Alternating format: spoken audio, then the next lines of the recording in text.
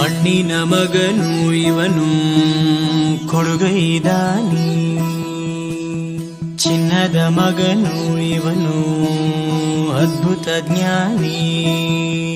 ಜನಸೇವೆಗೆಂದೇ ಹುಟ್ಟಿರುವ ದೇವರ ಕುಲವು, ಇವರ ನೆರಳೆ ಬಡವರಿಗೆ ನೂರಾನೆಯ ಬಲವು. ಈ ಮಣ್ಣಿಗೂ ಇವರ ಋಣವೈತೆ, ಪ್ರತಿ ಉಸಿರು ಇವರ ನೆನ್ಪಿದೈತೆ. ಜಯ ರತ್ನಾಕರ ಜಯ ರತ್ನಾಕರ ಜಯ ರತ್ನಾಕರ ಜಯತೋ, ಜಯ ರತ್ನಾಕರ ಜಯ ರತ್ನಾಕರ ಜಯ ರತ್ನಾಕರ ಜಯತೋ. ಮಣ್ಣಿನ ಮಗನು ಇವನು ಕೊಡಗೈದಾನಿ, ಚಿನ್ನದ ಮಗನು ಇವನು ಅದ್ಭುತ ಜ್ಞಾನಿ. ಕಲಘಟಗಿ ಮತಕ್ಷೇತ್ರದ ಜನರು ನನಗೆ ರಾಜಕೀಯ ಮರುಜೀವನ ಕೊಟ್ಟಿರ್ತಕ್ಕಂಥವ್ರು. ನಾನು ಕಲಘಟಗಿಯಲ್ಲಿ ಇರ್ತೀನಿ, ಮುಂದೆ ಬರ್ತಕ್ಕಂಥ ದಿನಗಳಲ್ಲಿ ಇಲ್ಲೇ ಕಲಘಟಗಿಯಿಂದನೇ ಸ್ಪರ್ಧೆ ಮಾಡ್ತೀನಿ ಅಂತ ಈ ಸಂದರ್ಭ ಕೂಡ ಹೇಳಿಕ್ಕೆ ಇಚ್ಛೆ ಬಯಸ್ತೇನೆ ಬಂಧುಗಳೇ.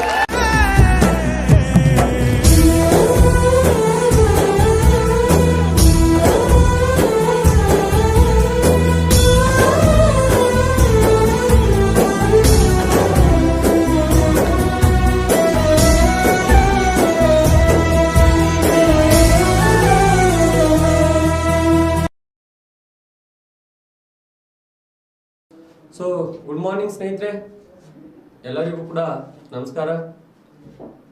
ನೋಡಿ ಸ್ನೇಹಿತರೆ, ನಿನ್ನೆ ಕ್ಲಾಸ್ದಲ್ಲಿ ನಾವು ಇಂಡಿಯನ್ ಜಾಗ್ರಫಿ ನಾವು ಡಿಸ್ಕಷನ್ ಮಾಡ್ತಾ ಇದ್ದೇವೆ. ಈ ಇಂಡಿಯನ್ ಜಾಗ್ರಫಿದಲ್ಲಿ ನಾವು ಏನ್ ಡಿಸ್ಕಷನ್ ಮಾಡಿದ್ದೇವೆ ಅಂದ್ರೆ ಈ ಜಲ ಸಾರಿಗೆ ಬಗ್ಗೆ ನಾವು ನೋಡ್ತಾ ಇದ್ದೇವೆ. ಯಾವ ಸಾರಿಗೆ? ಜಲ ಸಾರಿಗೆ. ಹೌದಾ? ಈ ಜಲ ಸಾರಿಗೆ ಏನಿದೆಯಲ್ಲ, ಇದರ ಬಗ್ಗೆ ನಾವು ಡಿಸ್ಕಷನ್ ಮಾಡಿದ್ದೇವೆ ಸ್ನೇಹಿತರೆ. ಈ ಜಲ ಸಾರಿಗೆ ಒಳಗ ಯಾವ ಸಾರಿಗೆ ನೋಡ್ತಾ ಇದ್ದೇವೆ ಅಂದ್ರ ಸಾಗರಿಕ ಸಾರಿಗೆ ನಾವು ನೋಡ್ತಾ ಇದ್ದೇವೆ. ಯಾವುದು? ಸಾಗರಿಕ. ಹೌದಾ? ಈ ಸಾಗರಿಕ ಸಾರಿಗೆ ಒಳಗೆ ನಾವು ಯಾವ ಸಾಗರ ಬಹಳಷ್ಟು ಬಿಜಿಎಸ್ಟ್ ಇದೆ ಸಾಗರಿಕ ಸಾರಿಗೆ ಒಳಗಂತ ನಾನು ಡಿಸ್ಕಷನ್ ಮಾಡಿದೆ ಸ್ನೇಹಿತರೆ. ಏನ್ ಹೇಳಿದೆ ಅಂದ್ರೆ, ನಾನು ನಿನ್ನೆ ನಿಮಗೆ ಕ್ಲಾಸ್ದಲ್ಲಿ ಉತ್ತರ ಅಟ್ಲಾಂಟಿಕ್, ಹೌದಾ, ಉತ್ತರ ಅಟ್ಲಾಂಟಿಕ್ ಮಹಾಸಾಗರವು, ಉತ್ತರ ಅಟ್ಲಾಂಟಿಕ್, ಯಾವ ಅಟ್ಲಾಂಟಿಕ್? ಉತ್ತರ ಅಟ್ಲಾಂಟಿಕ್ ಮಹಾಸಾಗರವು ಒಳನಾಡಿನ ಜಲ ಸಾರಿಗೆ ಒಳಗೆ ಇದು ಏನಾಗಿದೆ ಅಂದ್ರ ಅತ್ಯಂತ ಬಿಜಿಎಸ್ಟ್ ಆಗಿದೆ ಅಂತ ನಾವು ಹೇಳಿದ್ದೇವೆ. ಯಾವುದು? ಉತ್ತರ ಅಟ್ಲಾಂಟಿಕ್ ಮಹಾಸಾಗರ ಸ್ನೇಹಿತರೆ. ಅದರಲ್ಲಿ ನಾನು ನಿಮಗೆ ಈ ಸುಯೇಜ್ ಕಾಲುವೆ, ಯಾವ ಕಾಲುವೆ? ಸುಯೇಜ್ ಕಾಲುವೆ ಬಗ್ಗೆ ಹೇಳಿದೆ. ಸುಯೇಜ್ ಕಾಲುವೆ, ಹೌದಾ? ಅದು ಆದ ನಂತರ ಪನಾಮಾ ಕಾಲುವೆ ಹೇಳಿದೆ. ಪನಾಮಾ ಕಾಲುವೆ ಇವುಗಳ ಮುಖಾಂತರ ನಡೆಯುವಂತ ಸಾರಿಗೆ ಹೇಳಿದೆ. ಯಾಕಂದ್ರ ಇವುಗಳು ನಮಗೆ ಇಂಪಾರ್ಟೆಂಟ್ ಆಗ್ತವೆ ಸ್ನೇಹಿತರೆ. ಎಲ್ಲಿ ಪನಾಮಾ ಕಾಲುವೆ ಇತ್ತು, ಎಲ್ಲಿ ಸುಯೇಜ್ ಕಾಲುವೆ ಇತ್ತು, ಇವುಗಳು ನಿಮಗೆ ಗೊತ್ತಾಗಿದೆ. ಸೊ ಹಾಗಾದ್ರೆ ಈಗ ನಾವು ಮತ್ತೆ ಮುಂದೆ ಸ್ಟಡಿ ಮಾಡ್ಬೇಕಾಗತ್ತೆ ಸ್ನೇಹಿತರೆ. ಮುಂದೆ ಮತ್ತೆ ಯಾವ ಮಹಾಸಾಗರ ಈ ಒಳನಾಡಿನ ಜಲ ಸಾರಿಗೆ ಒಳಗೆ ಬಿಜಿಎಸ್ಟ್ ಇದೆ ಅಂತ ನಾವು ಹುಡುಕಾಡಿದ್ದೇವೆ ಅಂದ್ರ ಸೊ ನಂಬರ್ 1 ನಮಗೆ ಉತ್ತರ ಅಟ್ಲಾಂಟಿಕ್ ಮಹಾಸಾಗರ ಆಗಿತ್ತು, ಉತ್ತರ ಅಟ್ಲಾಂಟಿಕ್. ಈಗ ನಂಬರ್ 2 ನಮಗೆ ಏನಾಗತ್ತೆ ಅಂದ್ರ ಪೆಸಿಫಿಕ್ ಮಹಾಸಾಗರ. ಯಾವುದು? ಪೆಸಿಫಿಕ್ ಮಹಾಸಾಗರ. ನಂಬರ್ 2 ಯಾವ್ದಿದೆ ಅಂದ್ರೆ ನಮಗೆ ಈ ಪೆಸಿಫಿಕ್ ಮಹಾಸಾಗರ. ಪೆಸಿಫಿಕ್, ಹೌದಾ? ಈ ಪೆಸಿಫಿಕ್ ಮಹಾಸಾಗರ ಇದನ್ನು ಕೂಡ ನಮಗೆ ಏನಾಗಿದೆ ಅಂದ್ರೆ ಸ್ನೇಹಿತರೆ, ಇದನ್ನು ಬಿಜಿಎಸ್ಟ್ ಆಗಿದೆ. ಈಗ ಪೆಸಿಫಿಕ್ ಮಹಾಸಾಗರ ನಮಗೆ ಎಲ್ಲಿ ಕಂಡು ಬರುತ್ತೆ? ಇದು ಪೆಸಿಫಿಕ್ ಮಹಾಸಾಗರ, ಇದು ನಮಗೆ ಉತ್ತರ ಅಮೆರಿಕಾ ಇದೆ, ಹೌದಾ? ಇದು ಉತ್ತರ ಅಮೆರಿಕಾ, ಇದು ದಕ್ಷಿಣ ಅಮೆರಿಕಾ, ಹೌದಾ? ಇಲ್ಲಿಂದ ನಮಗೆ ನೆಕ್ಸ್ಟ್ ನಾವು ನೋಡಿದಾಗ ಸ್ನೇಹಿತರೆ, ಈ ಭಾಗದಲ್ಲಿ ನಮಗೆ ಆಫ್ರಿಕಾ ಖಂಡ ಇದೆ ತಿಳ್ಕೊಳ್ಳಿ. ಯಾವ ಖಂಡ? ಆಫ್ರಿಕಾ ಖಂಡ. ನೆಕ್ಸ್ಟ್ ಇಲ್ಲಿಂದ ನಮಗೆ ಸೊ ಭಾರತ ದೇಶ, ಆಮೇಲೆ ಈ ಭಾಗದಿಂದ ನಮಗೆ ಏಷ್ಯಾ. ಯಾವ್ದಿದೆ? ಏಷ್ಯಾ, ಹೌದಾ? ಇದು ನಮಗೆ ಏಷ್ಯಾ ಇದೆ, ಏಷ್ಯಾ, ಹೌದಾ? ಇಲ್ಲಿ ನಮಗೆ ಇದು ಉತ್ತರ ಅಮೆರಿಕಾ. ಯಾವ ಅಮೆರಿಕಾ? ಉತ್ತರ ಅಮೆರಿಕಾ. ಇದು ನಮಗೆ ದಕ್ಷಿಣ ಅಮೆರಿಕಾ ಸ್ನೇಹಿತರೆ. ಇದು ಆಫ್ರಿಕಾ ಖಂಡ.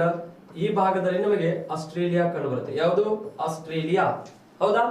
ಈಗ ಈ ಭಾಗದಲ್ಲಿ ನಮಗೆ ಏನಿದೆ ಅಂದ್ರ ಇದು ಪೆಸಿಫಿಕ್ ಮಹಾಸಾಗರ, ಹೌದಾ? ಯಾವ ಮಹಾಸಾಗರ ಏನಿದೆ ನಮಗೆ ಇಲ್ಲಿ? ಈ ಭಾಗದಲ್ಲಿ ನಮಗೆ ಪೆಸಿಫಿಕ್ ಮಹಾಸಾಗರ ಕಂಡು ಬರುತ್ತೆ. ಈ ಭಾಗದಲ್ಲಿ ಯಾವುದು? ಪೆಸಿಫಿಕ್ ಓಷನ್, ಹೌದಾ?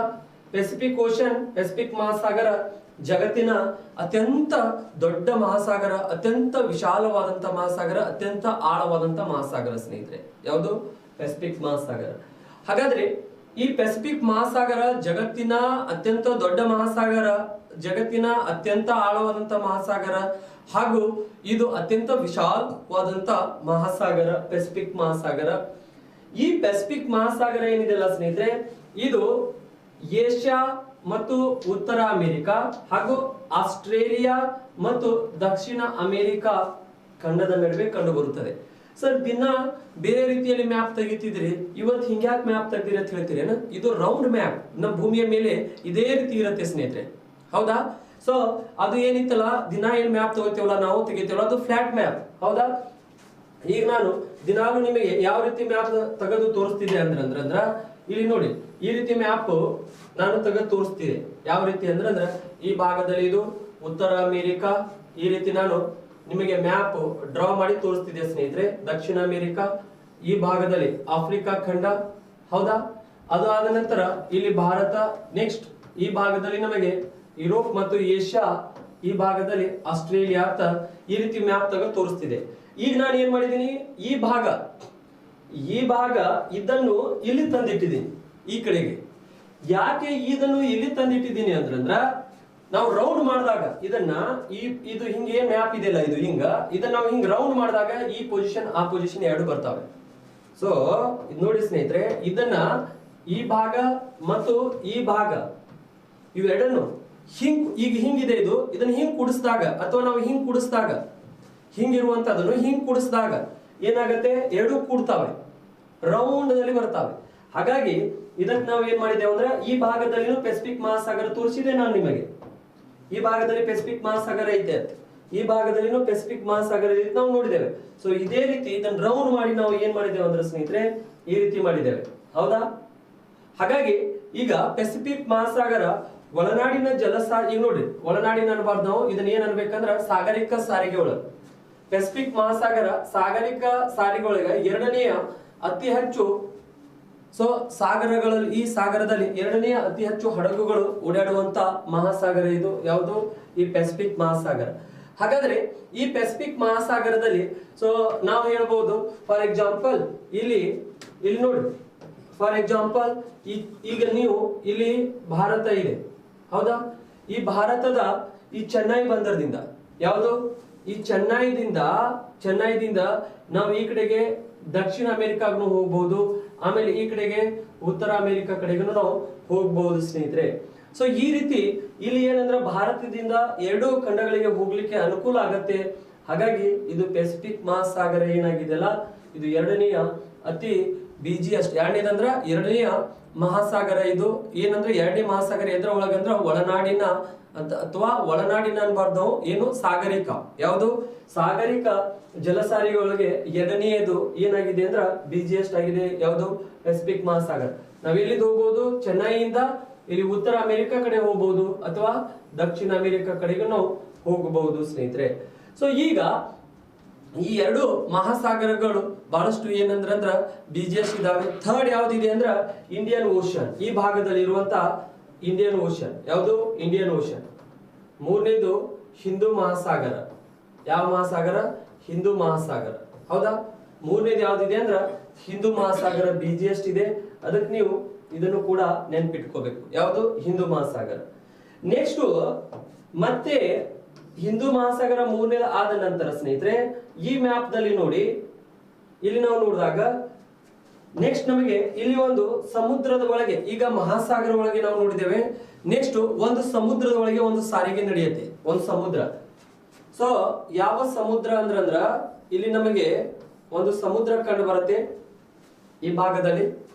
ಈಗ ನಾವು ಇಲ್ಲಿ ಉತ್ತರ ಅಟ್ಲಾಂಟಿಕ್ ಮಹಾಸಾಗರ ಏನ್ ಬರುತ್ತಿಲ್ಲ ಸ್ನೇಹಿತರೆ, ಈ ಭಾಗದ ಕಡೆಗೆ ನಮಗೆ ಉತ್ತರ ಸಮುದ್ರ ಅಂತ ಬರುತ್ತೆ, ನಾರ್ತ್ ಸಿ. ಈ ಭಾಗದಲ್ಲಿ ಇಲ್ಲೆಲ್ಲ ನಮಗೆ ಬ್ರಿಟನ್ ಇದೆ, ಏನಿದೆ?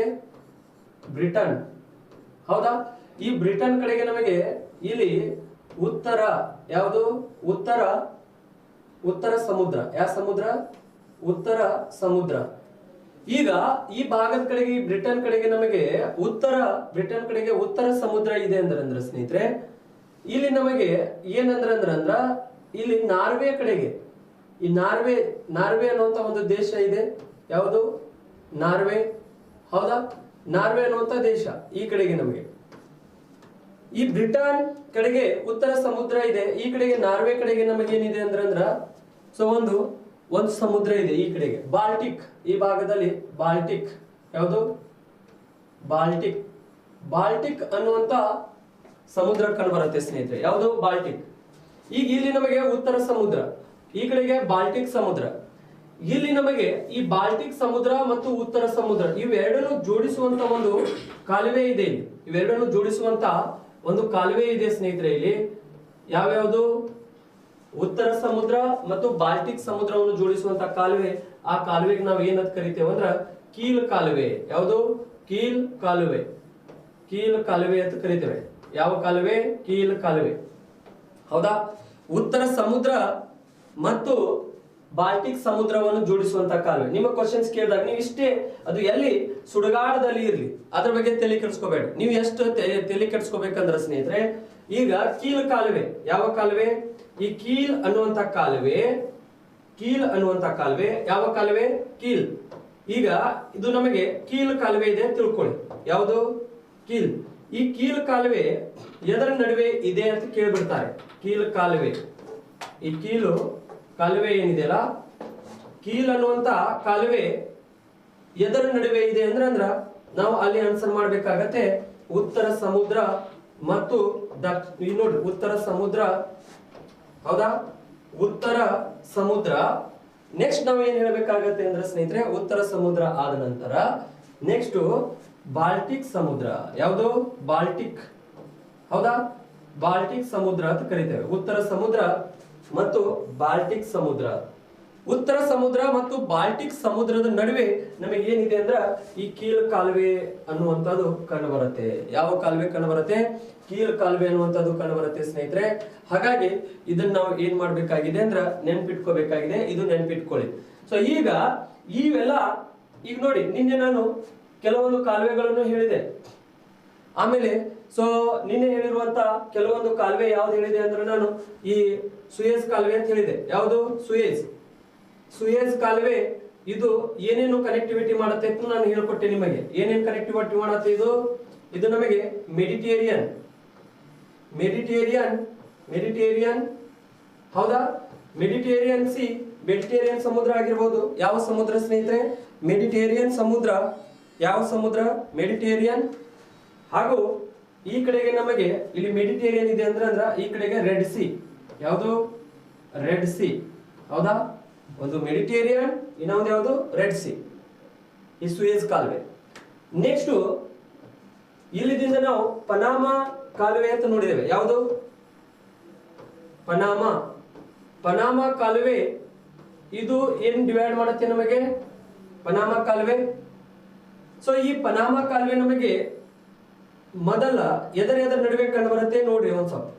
ಈ ಪನಾಮಾ ಕಾಲುವೆ ಸ್ನೇಹಿತರೆ, ಇದು ನಮಗೆ ಸೊ ಈ ಪೆಸಿಫಿಕ್ ಮಹಾಸಾಗರ ಮತ್ತು ಅಟ್ಲಾಂಟಿಕ್ ಮಹಾಸಾಗರವನ್ನು ಕೂಡಿಸುತ್ತದೆ. ಯಾವುದು? ಅಟ್ಲಾಂಟಿಕ್ ಮಹಾಸಾಗರವನ್ನು ಕೂಡಿಸುತ್ತದೆ. ಯಾವ ಎರಡು ಖಂಡಗಳನ್ನು ಇದು ಬೇರ್ಪಡಿಸುತ್ತೆ? ಇದು ಪನಾಮಾ ಕಾಲುವೆ. ಈ ಪನಾಮಾ ಕಾಲುವೆ ಯಾವ ಎರಡು ಖಂಡಗಳನ್ನು ಬೇರ್ಪಡಿಸುತ್ತದೆ ಅಂದ್ರೆ ಸ್ನೇಹಿತರೆ, ಇದನ್ನ ನಾವು ಇಲ್ಲಿ ಡಿಸ್ಕಷನ್ ಮಾಡಿದಾಗ ಇದು ಉತ್ತರ ಅಮೆರಿಕಾ ಮತ್ತು ದಕ್ಷಿಣ ಅಮೆರಿಕಾ. ಹೌದಾ? ಉತ್ತರ ಅಮೆರಿಕಾ ಮತ್ತು ದಕ್ಷಿಣ ಅಮೆರಿಕಾ. ಯಾವ ಅಮೆರಿಕಾ? ದಕ್ಷಿಣ ಅಮೆರಿಕಾ. ಹೌದಾ? ಈ ರೀತಿ ಇತ್ತು. ಹಾಗಾಗಿ ಈಗ ನಿಮಗೆ ನಾನು ಈಗ ನೀವು ಎಷ್ಟೇ ನೆನ್ಪಿಟ್ಕೋರಿ, ಸಾಗರಿಕ ಜಲಸಾರಿಗೆ ಬಂದಾಗ ನಿಮ್ ತಲೆ ಒಳಗೆ ಏನಿರ್ಬೇಕಂದ್ರ, ಸಾಗರಿಕ ಜಲಸಾರಿಗೆ ಬಂದಾಗ ಸ್ನೇಹಿತರೆ ಅವಾಗ ಅಟ್ಲಾಂಟಿಕ್ ಮಹಾಸಾಗರ. ಯಾವ ಅಟ್ಲಾಂಟಿಕ್ ಮಹಾಸಾಗರ? ಉತ್ತರ ಅಟ್ಲಾಂಟಿಕ್ ಮಹಾಸಾಗರ ಅತ್ಯಂತ ಬಿಜಿಯೆಸ್ಟ್, ನಂಬರ್ 1 ನಿಮ್ ತಲೆ ಒಳಗೆ ಇಷ್ಟೇ ನೆನ್ಪಿಟ್ಕೋರಿ. ಅತ್ಯಂತ ಬಿಜಿಯೆಸ್ಟ್ ಉತ್ತರ ಅಟ್ಲಾಂಟಿಕ್ ಮಹಾಸಾಗರ. ನಂಬರ್ 2 ಪೆಸಿಫಿಕ್ ಮಹಾಸಾಗರ. ಯಾವುದು? ಪೆಸಿಫಿಕ್. ಹೌದಾ? ನಂಬರ್ 3 ಹಿಂದೂ ಮಹಾಸಾಗರ. ಯಾವ ಮಹಾಸಾಗರ? ಹಿಂದೂ ಮಹಾಸಾಗರ. ಹೌದಾ? ಇದು ಬಿಜಿಯೆಸ್ಟ್. ಉತ್ತರ ಅಟ್ಲಾಂಟಿಕ್ ಅತಿ busiest, next Pacific, next Hindu ಮಹಾಸಾಗರ. ನೆಕ್ಸ್ಟ್ ಅದು ಆದ ನಂತರ ಈ ಕಾಲುವೆಗಳನ್ನು ನೆನ್ಪಿಟ್ಕೋರಿ. ಕೀಲು ಕಾಲುವೆ ಏನೇನು ಕುಡಿಸುತ್ತದೆ? ಉತ್ತರ ಸಮುದ್ರ ಮತ್ತು ಬಾಲ್ಟಿಕ್ ಸಮುದ್ರ. ನೆಕ್ಸ್ಟ್ ಸುಯೇಜ್ ಕಾಲುವೆ ಮೆಡಿಟೇರಿಯನ್ ಮತ್ತು ರೆಡ್ ಸಿ ಏನು, ಹೌದಾ? ನೆಕ್ಸ್ಟ್ ಇದು ಆದ ನಂತರ ಪನಾಮಾ ಕಾಲುವೆ ಪೆಸಿಫಿಕ್ ಮಹಾಸಾಗರ ಮತ್ತು ಅಟ್ಲಾಂಟಿಕ್ ಮಹಾಸಾಗರವನ್ನು ಏನೇನು ಬೇರ್ಪಡಿಸುತ್ತದೆ? ಉತ್ತರ ಅಮೆರಿಕ ಮತ್ತು ದಕ್ಷಿಣ ಅಮೆರಿಕ ಖಂಡವನ್ನು ಬೇರ್ಪಡಿಸುತ್ತದೆ. ಇದನ್ನ ನೀವು ನೆನ್ಪಿಟ್ಕೊಂಡ್ರೆ ಅಂದ್ರ ಏನಾದ್ರೂ ಇಲ್ಲಿದಿಂದ ಕ್ವಶನ್ಸ್ ಬಂತಂದ್ರೆ ಇಲ್ಲಿದಿಂದ ಯಾವ್ದು ಕ್ವಶನ್ಸ್ ನಿಮಗೆ ರೈಸ್ ಆಗಿರುತ್ತೆ ಸ್ನೇಹಿತರೆ. ಇದ್ರ ಬಿಟ್ರೆ ಏನು ಕ್ವಶನ್ಸ್ ಕೇಳಕ್ ಆಗಂಗಿಲ್ಲ. So lot of time they asked like this questions, ಹೌದಾ? ಬಹಳ ಸತಿ ನೀವು ಕ್ವಶನ್ ಪೇಪರ್ ತೆಗೆದು ನೋಡ್ರಿ, ರೆಫರ್ ಮಾಡಿ ನೋಡ್ರಿ ನೀವು ಯಾವ ರೀತಿ ಕ್ವಶನ್ಸ್ ಕೇಳಿರ್ತಾರೆ. ಇದನ್ನ ಕೇಳಿರ್ಲಿಕ್ಕಂದ್ರ ಈ ಪನಾಮಾ ಕಾಲುವೆ ಕೇಳಿಕಂದ್ರ ಸುಯೇಜ್ ಕಾಲುವೆ ಕೇಳ್ತಾರೆ, ಸುಯೇಜ್ ಕಾಲುವೆ ಕೇಳಿಕಂದ್ರ ಕೀಲ್ ಕಾಲುವೆ ಕೇಳ್ತಾರೆ, ಹೌದಾ? ಈ ರೀತಿ ಒಂದಕ್ಕೊಂದು ಏನಂದ್ರ ಕನೆಕ್ಟಿವಿಟಿ ಇದಾವೆ. ಹಾಗಾಗಿ ಈ ಸಾಗರಿಕ ಸಾರಿಗೆಯಲ್ಲಿ ನಮಗೆ ಏನಂದ್ರ ಇವೆಲ್ಲವೂ ಕೂಡ ಇಂಪಾರ್ಟೆಂಟ್ ಆಗ್ತಾವೆ ಸ್ನೇಹಿತರೆ. ಸೊ ಅದಕ್ಕ ಇವುಗಳನ್ನು ನಾವು ನೆನ್ಪಿಟ್ಕೋಬೇಕಾಗತ್ತೆ. ಓಕೆ, ಈ ಸಾಗರಗಳಲ್ಲಿ ಈಗ ನೋಡಿ, ಹಾಗಾದ್ರೆ ಈಗ ಒಂದು ನಮ್ಮ ಗಡಿ, ಈ ಸಾಗರಿಕ ಸಾರಿಗೆ ಒಳಗೆ ನಾವು ಸಾರಿಗೆ ಮಾಡ್ಬೇಕಂದ್ರ ನಮ್ಮ ಗಡಿ ಎಲ್ಲಿವರೆಗೆ ನಡೆಯುತ್ತೆ? ಫಾರ್ ಎಕ್ಸಾಂಪಲ್ ಈಗ ನಮ್ಮ ಭಾರತ ದೇಶ ಇದೆ ತಿಳ್ಕೊಳ್ಳಿ, ನಮ್ಮ ಅಧಿಕಾರ ಎಲ್ಲಿವರೆಗೆ ನಡೆಯುತ್ತೆ? ಎಲ್ಲಿವರೆಗೆ ನಡೆಯುತ್ತೆ ಅಂದ್ರೆ ಸ್ನೇಹಿತರೆ, ನಮ್ಮ ಅಧಿಕಾರ ನಮ್ಮ ಇದು ಬೇಸ್ ಲೈನ್ ದಿಂದ, ಈ ಲೈನ್ ದಿಂದ ಕರಾವಳಿ ಪ್ರದೇಶದಿಂದ 12 ನಾಟಿಕಲ್ ಮೈಲ್ ವರೆಗೆ ನಡೆಯುತ್ತೆ. 12 ನಾಟಿಕಲ್, ಹೌದಾ? ಅಲ್ಲಿವರೆಗೆ ನಮ್ಮ ಗಡಿ ಇರುತ್ತೆ ಜಲಭಾಗದಲ್ಲಿ, ಸರೌಂಡಿಂಗ್ ತೀರ ಪ್ರದೇಶದಲ್ಲಿ 12 ನಾಟಿಕಲ್ ಮೈಲ್ ವರೆಗೆ ಇರುತ್ತೆ. We can say that 1 nautical mile is equal to 1.82 kilometre, ಹೌದಾ? ಅಂದ್ರೆ 1.82 ಕಿಲೋಮೀಟರ್, ಅಥವಾ ನಾವು ಏನ್ ಹೇಳ್ತೇವೆ ಅಂದ್ರೆ 1.852 ಅಂತೂ ಕೂಡ ಕರಿತೇವೆ ಕಿಲೋಮೀಟರ್. ಅಂದ್ರೆ approximately we can say that 2 kilometre 1 nautical mile is equal to, ಹೌದಾ? ಇಷ್ಟು ನಮ್ಮ ಅಧಿಕಾರ ಇರುತ್ತೆ. ಸೊ ಇಷ್ಟು ನಾಟಿಕಲ್ ಮೈಲ್ ನಾವು ದಾಟಿ ಹೋಗ್ಬಿಟ್ಟೇವೆ ಅಂದ್ರೆ ಸ್ನೇಹಿತರೆ ಬೇರೆದ ಜಲಭಾಗ, ಬೇರೆ ದೇಶಗಳಿಗೆ ಸಂಬಂಧಪಟ್ಟಿರುವಂತಹ ಜಲಭಾಗ ಬರುತ್ತೆ. ಸರ್ ಹಾಗಾದ್ರೆ ಮುಂದೆ ನಮಗೆ ಅಷ್ಟು ನಾಟಿಕಲ್ ಮೈಲ್ ಒಳಗ ಬೇರೆ ದೇಶಗಳು ನಮಗೆ ಸಿಗ್ತಾವೇನ್ರಿ? ಸೊ ಅವಾಗ ಏನಂದ್ರ ನಾವು ವಿಶೇಷ ಆರ್ಥಿಕ ವಲಯ ಮಾಡಿರ್ತೇವೆ ಸ್ನೇಹಿತರೆ. ಅವಾಗ ಏನ್ ಮಾಡಿರ್ತೇವೆ? ವಿಶೇಷ ಯಾವುದು? ವಿಶೇಷ ಆರ್ಥಿಕ ವಲಯ, ಹೌದಾ? ವಿಶೇಷ ಆರ್ಥಿಕ ವಲಯ ಅಂದ್ರೆ ಎಕ್ಸ್ಕ್ಲೂಸಿವ್ ಎಕನಾಮಿಕ್ ಝೋನ್ ಅಂತ ಕರಿತೇವೆ. ಈ ನೋಡ್ರಿ ಈ ಝೆಡ್, ಹೌದಾ? ಎಕ್ಸ್ಕ್ಲೂಸಿವ್ ಎಕನಾಮಿಕ್ ಝೋನ್ ಅಂತ ಮಾಡಿರ್ತೇವೆ. ಈ ಎಕ್ಸ್ಕ್ಲೂಸಿವ್ ಎಕನಾಮಿಕ್ ಝೋನ್ ಒಳಗೆ ನಮ್ದು ಅಧಿಕಾರ ಎಲ್ಲಿವರೆಗೆ ನಡೆಯುತ್ತೆ ಅಂದ್ರೆ ಎಕ್ಸ್ಕ್ಲೂಸಿವ್ ಎಕನಾಮಿಕ್ ಝೋನ್ ಒಳಗೆ ಸ್ನೇಹಿತರೆ ಇದನ್ನ ನಾವು ಹೇಳ್ಬಹುದು. ಸೊ 700 ನಾಟಿಕಲ್ ಮೈಲ್ ವರೆಗೆ ನಡೆಯುತ್ತೆ. ಎಷ್ಟು? 800 ನಾಟಿಕಲ್ ಮೈಲ್, ಹೌದಾ? ಅವಾಗ ಇದು 800 ನಾಟಿಕಲ್ ಮೈಲ್ ವರೆಗೆ ನಡೆಯುತ್ತೆ ಅಂದ್ರ ಮತ್ತೆ 200 ನಾಟಿಕಲ್ ಮೈಲ್ ಹೋದ ನಂತರ ಯಾವ್ದಾದ್ರು ದೇಶ ನಿಯರ್ ಬತ್ತಂದ್ರ ಆ ದೇಶದ ಪರ್ಮಿಷನ್ ತಗೊಂಡು ಮತ್ತೆ ಬೇರೆ ದೇಶಕ್ಕೆ ಹೋಗುದು, ಮತ್ತೆ 200 ನಾಟಿಕಲ್ ಮೈಲ್ ದಾಟುದು, ಮತ್ತೆ ಬೇರೆ ದೇಶದ ಪರ್ಮಿಷನ್ ತಗೊಂಡು ಮತ್ತೆ ಹೋಗುದು, ಈ ರೀತಿ. ಅದಕ್ಕ ಇಲ್ಲಿ ಏನಂದ್ರ ಈ ನಮ್ಮ ಹಡಗುಗಳು ಏನ್ ಹೋಗ್ತಿರ್ತಾವಲ್ಲ ಜಲಭಾಗದಲ್ಲಿ, ಅದು ಏನಂದ್ರ ಈ ವಿಶೇಷವಾಗಿ ಈ ಎಕನಾಮಿಕ್ ಗೂಡ್ಸ್ ತಗೊಂಡು ಹೋಗ್ತಿರ್ತಾವೆ, ಸರಕುಗಳನ್ನು. ಅದಕ್ಕೆ ಏನ್ ಸಿಂಬಾಲ್ ಇರುತ್ತೆ ಮೇಲ್ಗಡೆಗೆ, ಅವೆಲ್ಲ ಸಿಂಬಾಲ್ ಮುಖಾಂತರ ಅಂತ ಹಡಗು ಇತ್ತಂದ್ರ ಮಾತ್ರ ನೇವಿದವ್ರು ಬಿಡ್ತಿರ್ತಾರೆ. ಇರ್ಲಿಕ್ಕಂದ್ರ ಅವ್ರಿಗೆ ಏನಂದ್ರೆ ಅಲ್ಲಿ ಫೈರಿಂಗ್ ಮಾಡಿ ಅಲ್ಲಿ ಬಹಳಷ್ಟು ಸಮಸ್ಯೆಗಳು ಆಗುವಂತ ಅನಾಹುತಗಳು ಇರ್ತಾವೆ ಸ್ನೇಹಿತರೆ. ಯಾಕಂದ್ರ ಕೆಲವೊಂದು ಪ್ರೋಟೋಕಾಲ್ಸ್ ಇರ್ತಾವೆ, ಸಿಸ್ಟಮ್ ಇರುತ್ತೆ. ಆ ಸಿಸ್ಟಮ್ ಪ್ರಕಾರನೇ ಅವ್ರು ಒಂದ್ ಕಡೆಯಿಂದ ಮತ್ತೊಂದ್ ಕಡೆಗೆ ಮೂವ್ ಆಗ್ತಿರ್ತಾರೆ. ಇರ್ಲಿಕ್ಕಂದ್ರ ನೇವಿದವ್ರು ಬಿಡಂಗಿಲ್ಲ, ಹೌದಾ? ನೇವಿ ಫೋರ್ಸ್ ಇರುತ್ತಲ್ಲ, ಅವ್ರು ಜಲಭಾಗದಲ್ಲಿನೇ ಇರ್ತಾರೆ. ಯಾಕಂದ್ರ ನಮ್ಮ ಜಲಗಡಿಯನ್ನು ಕಾಯ್ಲಿಕ್ಕೆ ಮತ್ತು ಬೇರೆ ದೇಶದವರು ನಮ್ಮ ಜಲಗಡಿ ಒಳಗೆ ಬರಬಾರ್ದತ್, ಹೌದಾ? ಸೊ ಅದಕ್ಕ ಈ ರೀತಿ ಇರುತ್ತೆ. ಇದನ್ನ ನೀವು ನೆನ್ಪಿಟ್ಕೋಬೇಕು. ಈಗ ಕೆಲವೊಂದ್ ಸರ್ತಿ ಈ ಸಮುದ್ರ ಮತ್ತು ಸಾಗರಗಳಲ್ಲಿ ವಿವಾದ ಆಗ್ಬಿಡುತ್ತೆ ಸ್ನೇಹಿತರೆ, ಹೌದಾ? ಎದರ ಬಗ್ಗೆ ಅಂದ್ರ ಈ ಸಮುದ್ರ ಆಗಿರ್ಬೋದು ಅಥವಾ ಸಾಗರ ಆಗಿರ್ಬೋದು. ಅವಾಗ ಈ ಹಡಗುಗಳು ಒಂದು ದೇಶದಿಂದ ಮತ್ತೊಂದು ದೇಶಕ್ಕೆ ಹೋಗುವಾಗ ಅವ್ರ ನೀರಿನಲ್ಲಿ ನಾವು ಹೋಗಿರ್ತೇವೆ, ನಮ್ಮ ನೀರಿನಲ್ಲಿ ನೀವು ಬರಬಾರ್ದು ಅತ್ ಈ ರೀತಿ ಏನಂದ್ರೆ ವಿವಾದ ಇರುತ್ತೆ ಬಹಳಷ್ಟು, ಹೌದಾ? ಈಗ ನೋಡ್ರಿ ನೀವು, for example V can say that south China C, ಅದು ಬಹಳಷ್ಟು ವಿವಾದ ಇದೆ. ಯಾವುದು? ಸೌತ್ ಚೀನಾ ಸಿ, ಹೌದಾ? ಈಗ ನೀವು ಒಂದ್ ಸ್ವಲ್ಪ ಇಲ್ಲಿ ಅಬ್ಸರ್ವೇಷನ್ ಮಾಡಿದ್ರೆ ಸ್ನೇಹಿತರೆ ಈ ಸೌತ್ ಚೀನಾ ಸಿದು ಬಹಳಷ್ಟು ಏನಿದೆ ಅಂದ್ರೆ ವಿವಾದ ಇದೆ. ಈಗ ಈ ಸೌತ್ ಚೀನಾ ಸಿ ಎಲ್ಲಿದೆ? ನಮಗೆ ಸೌತ್ ಚೀನಾ ಸಿ ಎಲ್ಲಿದೆ ಅಂತ ಹೇಳ್ಬೋದು. ಈಗ ಫಾರ್ ಎಕ್ಸಾಂಪಲ್ ಇದು ನಮಗೆ ಭಾರತ ದೇಶ ಇದೆ ಅಂತ ತಿಳ್ಕೊಳ್ಳಿ, ಹೌದಾ? ಇಲ್ಲಿ ನಮಗೆ ಮಯನ್ಮಾರ್ ಇದೆ, ಆಮೇಲೆ ನೆಕ್ಸ್ಟ್ ಈ ಕಡೆಗೆ ಎಲ್ಲ ಚೀನಾ ಮತ್ತು ರಷ್ಯಾ ಇದೆ ಸ್ನೇಹಿತರೆ, ಹೌದಾ? ಈ ಭಾಗದಲ್ಲಿ ನಮಗೆ ಚೀನಾ ಇದೆ, ಏನು ಚೀನಾ, ಹೌದಾ? ಇಲ್ಲಿ ಚೀನಾ ಇದೆ ಅಂದ್ರ ಈ ಭಾಗದಲ್ಲಿ ನಮಗೆ ಹಲವಾರು ದೇಶಗಳು ಇದಾವೆ ಸ್ನೇಹಿತರೆ. ಈ ಭಾಗದಲ್ಲಿ ಇಲ್ಲಿ ನಮಗೆ ಮಯನ್ಮಾರ್ ಆಗಿರ್ಬೋದು, ಮಯನ್ಮಾರ್ ದೇಶ. ಈ ಭಾಗದಲ್ಲಿ ನಮಗೆ ಕಾಂಬೋಡಿಯಾ, ಹೌದಾ? ಕಾಂಬೋಡಿಯಾ. ಈ ಕಡೆಗೆ ನಮಗೆ ಲಾವೋಸ್, ಯಾವ್ದಿದೆ? ಲಾವೋಸ್, ಹೌದಾ? Laos, Cambodia, Laos. ಈ ಲಾವೋಸ್ನಲ್ಲಿ ಅತಿ ಕಡಿಮೆ ಹುಲಿಗಳು ಇದಾವೆ ನೋಡ್ರಿ, ಬರೀ 2 ಹುಲಿ ಅದಾವ. 2 ಹುಲಿಗಳನ್ನು ಹೊಂದಿರುವಂತ ದೇಶ ಯಾವ್ದಿದೆ? ಲಾವೋಸ್, ಹೌದಾ? ಹಾಗಾದ್ರೆ ಅವು ಗಂಡು ಹೆಣ್ಣು ಅಂತ ಕೇಳ್ತೀರಿ ಏನು? ಮತ್ತೆ ಹೋಗಿ ಚೆಕ್ ಮಾಡ್ಕೊಂಡು ಬರ್ಬೇಕದನ್ನ, ಗಂಡದವ ಹೆಣ್ಣದವ ಅಂತ. ಓನ್ಲಿ 2, ಹೌದಾ? 2 ಹುಲಿಗಳು ಇದಾವೆ. ಅತಿ ಕಡಿಮೆ ಹುಲಿಗಳನ್ನು ಹೊಂದಿರುವಂತಹ ದೇಶ ಇದು ಲಾವೋಸ್. ಅತಿ ಹೆಚ್ಚು ಹುಲಿಗಳು ಎಲ್ಲಿದಾವೆ? ಭಾರತ ದೇಶದಲ್ಲಿ. ಭಾರತ ದೇಶದಲ್ಲಿ ಅತಿ ಹೆಚ್ಚು ಪ್ರಮಾಣದಲ್ಲಿ ಏನಂದ್ರೆ ಹುಲಿಗಳು ಕಂಡು ಬರ್ತಾವೆ ಸ್ನೇಹಿತರೆ. ಸೊ ಅದಕ್ಕ ಈಗ ಲಾವೋಸ್, ಆಮೇಲೆ ನೆಕ್ಸ್ಟ್ ನಮಗೆ ಇಲ್ಲಿ ವಿಯೆಟ್ನಾಂ ಇದೆ, ವಿಯೆಟ್ನಾಂ. ಈ ಕಡೆಗೆ ನಮಗೆ ಫಿಲಿಪೈನ್ಸ್, ಯಾವುದು? ಫಿಲಿಪೈನ್ಸ್, ಹೌದಾ? ಫಿಲಿಪೈನ್ಸ್. ಈ ರೀತಿ ಇದಾವೆ ಸ್ನೇಹಿತರೆ. ಸೊ ಈ ರೀತಿ ಇದ್ದಾಗ Myanmar, Cambodia, Laos, Philippines, Vietnam ಈ ರೀತಿ ಇದ್ದಾಗ ಇಲ್ಲಿ ನಮಗೆ ಈ ಭಾಗದಲ್ಲಿ ಏನಂದ್ರ ಒಂದು ಸಿ ಕಂಡು ಬರುತ್ತೆ ನಮಗೆ. ಯಾವ್ದಿದೆ ಅಂದ್ರ ಈ ಭಾಗದಲ್ಲಿ ಇಲ್ಲಿ ಎಲ್ಲ ಸೌತ್ ಚೀನಾ ಸಿ. ಇದು ಜಗತ್ತಿನ ಅತಿ ದೊಡ್ಡ ಸಮುದ್ರ. ಇದು ಯಾವುದು? ಸೌತ್ ಚೀನಾ ಸಿ, ಹೌದಾ? ಸೌತ್ ಚೀನಾ ಸಿ ಯಾವುದು? ಸೌತ್ ಚೀನಾ ಸಿ, ದಕ್ಷಿಣ ಚೀನಾ ಸಮುದ್ರ ಅಂತ ಕರೀತೇವೆ.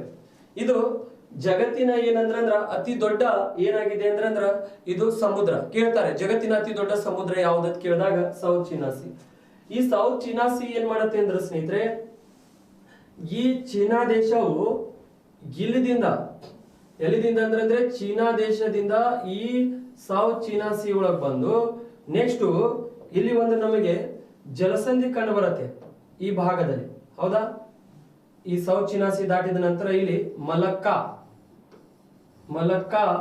ಜಲಸಂಧಿ. ಯಾವ ಜಲಸಂಧಿ? ಮಲಕ್ಕಾ ಜಲಸಂಧಿ, ಹೌದಾ? ಈ ಮಲಕ್ಕಾ ಜಲಸಂಧಿ ಮುಖಾಂತರ ಈ ಮಲಕ್ಕಾ ಜಲಸಂಧಿ ಇದೆ ಆ ಭಾಗದಲ್ಲಿ, ಹೌದಾ? ಈ ಮಲಕ್ಕಾ ಜಲಸಂಧಿಯ ಮುಖಾಂತರ ಏನಂದ್ರ ಈ ಚೀನಾದವರು ತಮ್ಮ ಹಡಗುಗಳನ್ನು ತಗೊಂಡು ಬಂದು ಮಲಕ್ಕಾ ಜಲಸಂಧಿಯ ಮುಖಾಂತರ ತಮ್ಮ ಹಡಗುಗಳನ್ನು ತಗೊಂಡ್ಬಂದು ಎಲ್ಲಿ ಬರ್ತಾರ ಅಂದ್ರ ಇಲ್ಲಿ ಶ್ರೀಲಂಕಾ ಕಡೆಗೆ ಬರ್ತಾರೆ ಸ್ನೇಹಿತರೆ. ಎಲ್ಲಿ? ಶ್ರೀಲಂಕಾ. ಈ ಶ್ರೀಲಂಕಾದಲ್ಲಿ ಬಂದು ಇಲ್ಲಿ ತಮ್ಮ ನೇವಿ ಬೇಸ್ ಅನ್ನು ಸ್ಥಾಪನೆ ಮಾಡಿದ್ದಾರೆ. ಅಂದ್ರೆ ಭಾರತಕ್ಕೆ ಇಲ್ಲಿದಿಂದ ಟಾರ್ಗೆಟ್ ಮಾಡೋರು. ನೆಕ್ಸ್ಟ್ ಮತ್ತೆ ಇಲ್ಲಿದಿಂದ ಈ ಆಫ್ರಿಕಾ ಖಂಡ ಬರ್ತಿತ್ತಲ್ಲ ಈ ಕಡೆಗೆ, ಹೌದಾ? ಈ ಕಡೆಗೆ ನಮಗೆ ಆಫ್ರಿಕಾ ಖಂಡ ಬರುತ್ತೆ ನೋಡ್ರಿ, ಹೌದಾ? ಈ ಕಡೆಗೆ ನಮಗೆ ಏನಿದೆ ಅಂದ್ರ ಆಫ್ರಿಕಾ ಖಂಡ ಇದೆ, ಹೌದಾ? ಈ ಆಫ್ರಿಕಾ ಖಂಡ ಕಡೆಗೆ ಬಂದು ಈ ದೇಶಗಳಿಗೆ ಹೆಲ್ಪ್ ಮಾಡ್ತಾ ಇದೆ. ಆಮೇಲೆ ಈ ಕಡೆದಿಂದ ಭಾರತ ದೇಶಕ್ಕೆ ಟಾರ್ಗೆಟ್ ಮಾಡೋದು. ಅದಕ್ಕ ಈ ಮಲಕ್ಕಾ ಜಲಸಂಧಿ ಒಳಗ ಇಲ್ಲೇ ಇವ್ರಿಗೆ ಸ್ಟಾಪ್ ಮಾಡ್ಬೇಕಂತ ಇವೆಲ್ಲಾ ದೇಶಗಳ ಜೊತೆ ಭಾರತ ಸಂಬಂಧ ಹೊಂದಿದೆ. ಈ ಫಿಲಿಪೈನ್ಸ್, ವಿಯೆಟ್ನಾಂ, ಲಾವೋಸ್, ಕಾಂಬೋಡಿಯಾ ಇವೆಲ್ಲಾ ದೇಶಗಳ ಜೊತೆಗೆ ಸಂಬಂಧ ಹೊಂದಿ ಇವರಿಗೆ ಈ ಕಡೆಗೆ ಬಳಸ್ಕೊಡ್ಬಾರ್ದು. ಇದು ಜಲಸಾರಿಗೆ, ಇದನ್ನು ಕೂಡ ಯಾವ ಜಲಸಾರಿಗೆ ಆಗಿದೆ ಅಂದ್ರೆ ನಮಗೆ ಸಾಗರಿಕ ಜಲಸಾರಿಗೆ ಆಗಿದೆ. ಇದರ ಮುಖಾಂತರ ಇವ್ರು ಈ ಕಡೆ ಬಳಸ್ಕೊಡ್ಬಾರ್ದು ಇವರಿಗೆ ಅಂತ ಈ ಮಲಕ್ಕಾ ಜಲಸಂಧಿ ಹತ್ತಿರನೇ ಇವ್ರಿಗೆ ಸ್ಟಾಪ್ ಮಾಡಬೇಕು.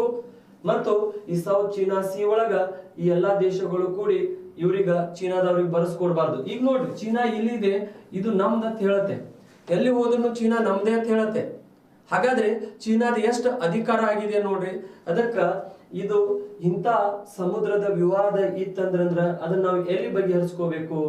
ಈಗ ಸಮುದ್ರ ವಿವಾದ ಆಗಿದೆ. ಚೀನಾ ಏನ್ ಹೇಳುತ್ತೆ ಅಂದ್ರ ಇದು ನಮ್ದು ಅಂತ ಹೇಳುತ್ತೆ. ಉಳಿದಂತ ಇಲ್ಲಿ ಇರುವಂತ ದೇಶಗಳು ಫಿಲಿಪೈನ್ಸ್, ವಿಯೆಟ್ನಾಂ, ಲಾವೋಸ್, ಈ ಕಾಂಬೋಡಿಯಾ, ಇಲ್ಲಿರುವಂತ ಇಂಡೋನೇಷ್ಯಾ ದೇಶಗಳು, ಇಲ್ಲಿರುವಂತ ಎಲ್ಲಾ ದೇಶಗಳು ನಮ್ದು ಅಂತ ಹೇಳುತ್ತೆ.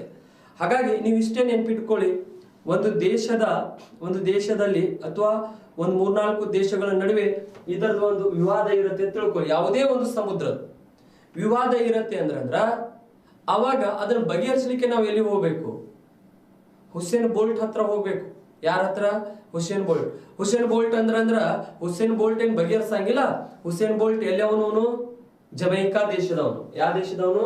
ಜಮೈಕಾ. ಹೌದಾ?